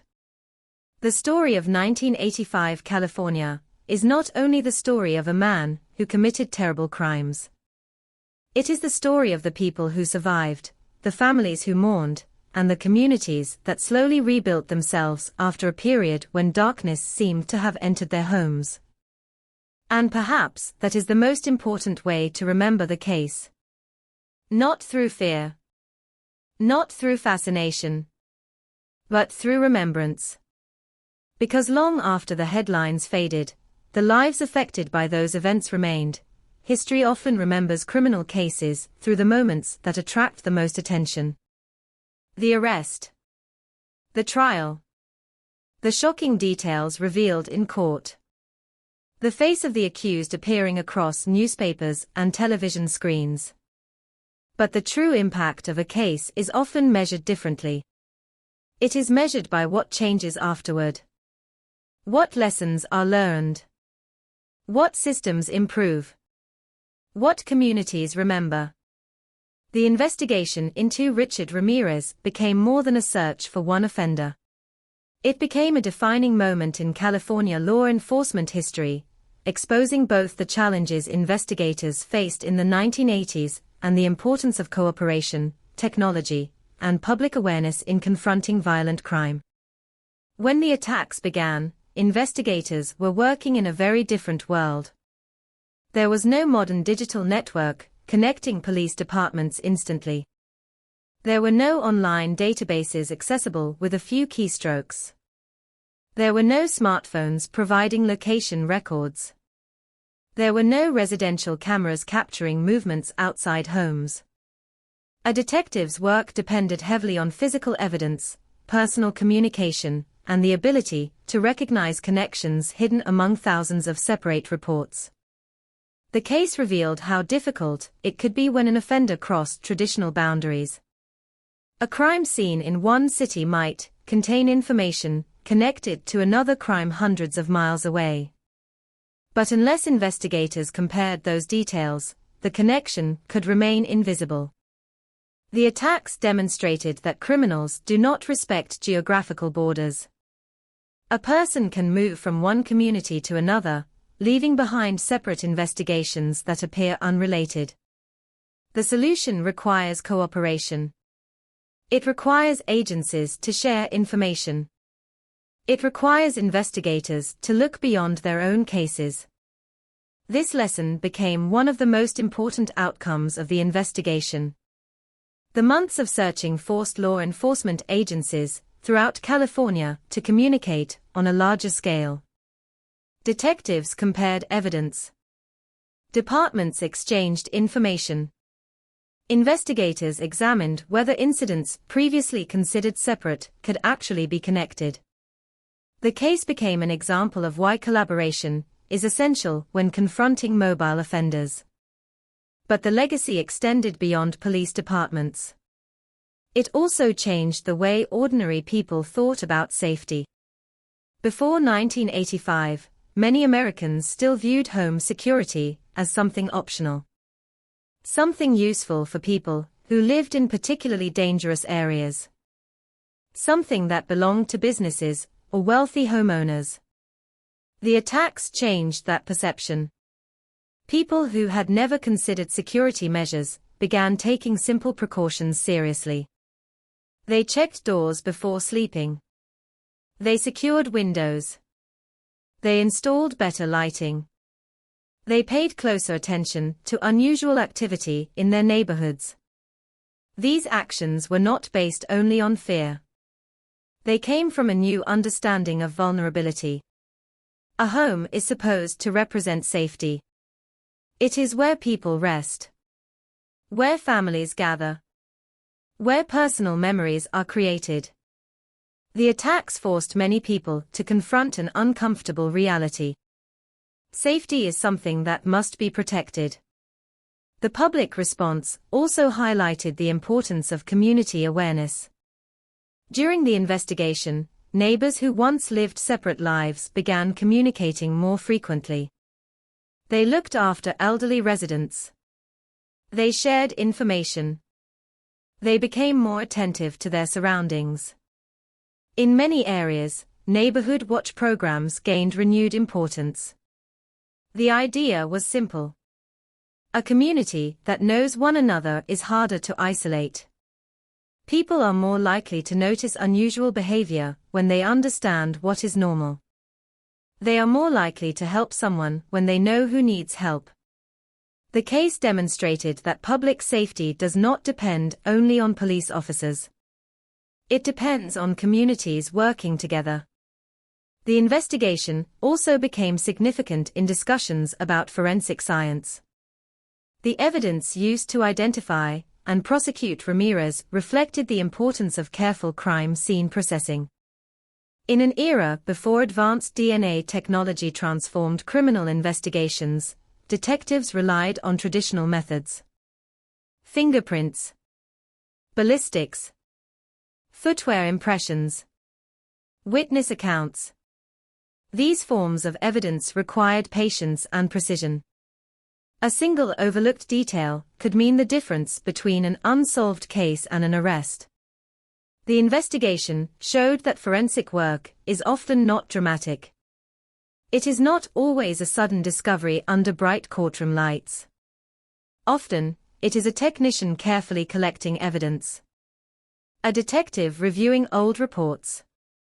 An investigator noticing a connection that others missed. The smallest details can become the foundation of justice. However, the case also left behind difficult questions. One of the most debated issues was the relationship between public attention and criminal notoriety. Richard Ramirez became a recognizable figure because of the scale and brutality of the crimes. His image appeared repeatedly in media coverage. His name became widely known. But this attention created concerns among victims' advocates and criminal justice experts. When society focuses heavily on offenders, there is a risk that victims become secondary characters in their own stories. The people who suffered the greatest losses are often remembered less widely than the person responsible. This remains a continuing challenge in true crime reporting. Understanding criminal behavior can be valuable. Studying investigations can help improve future responses. But those discussions must remain centered on the human cost. The purpose of remembering such cases should not be fascination with violence. It should be understanding, prevention, accountability, and respect for those affected.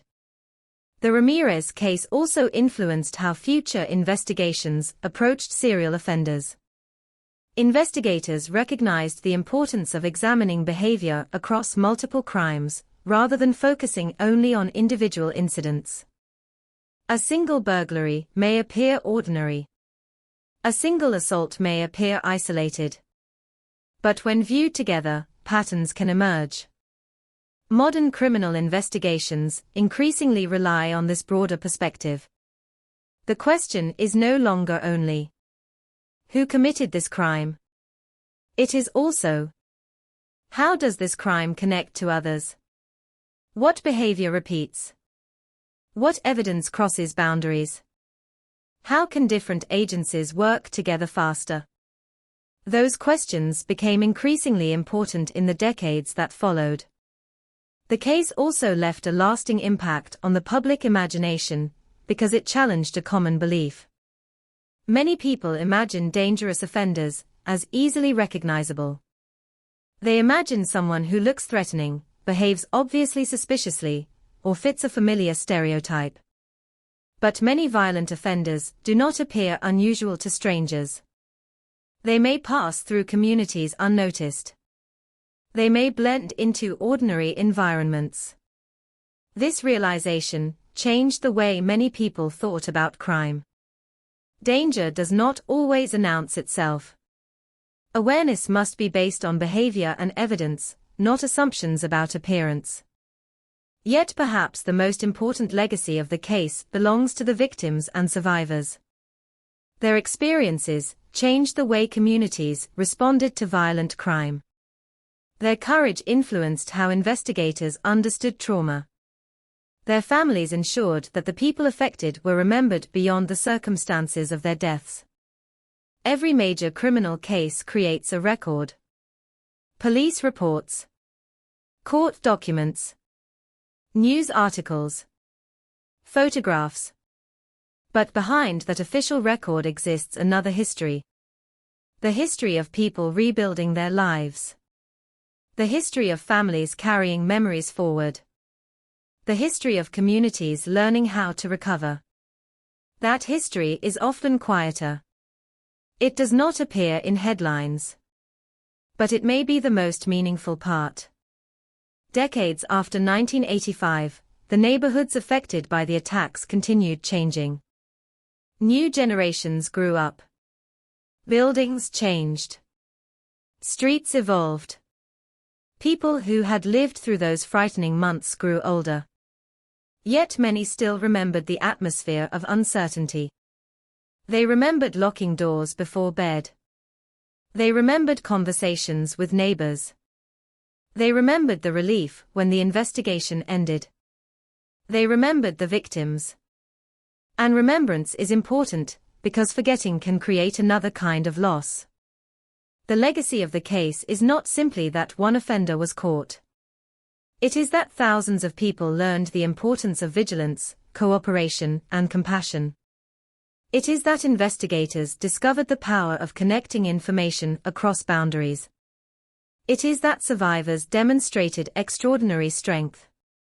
It is that communities found ways to recover after fear had entered their homes. The story that began with unanswered questions eventually became a lesson in persistence.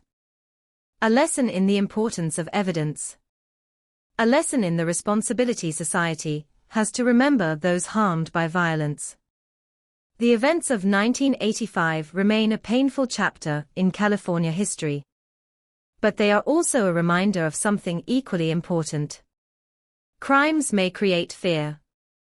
Investigations may reveal darkness. But the response of people, investigators, survivors, families, and communities can reveal something else. Determination, humanity, and the refusal to allow tragedy to be the final word.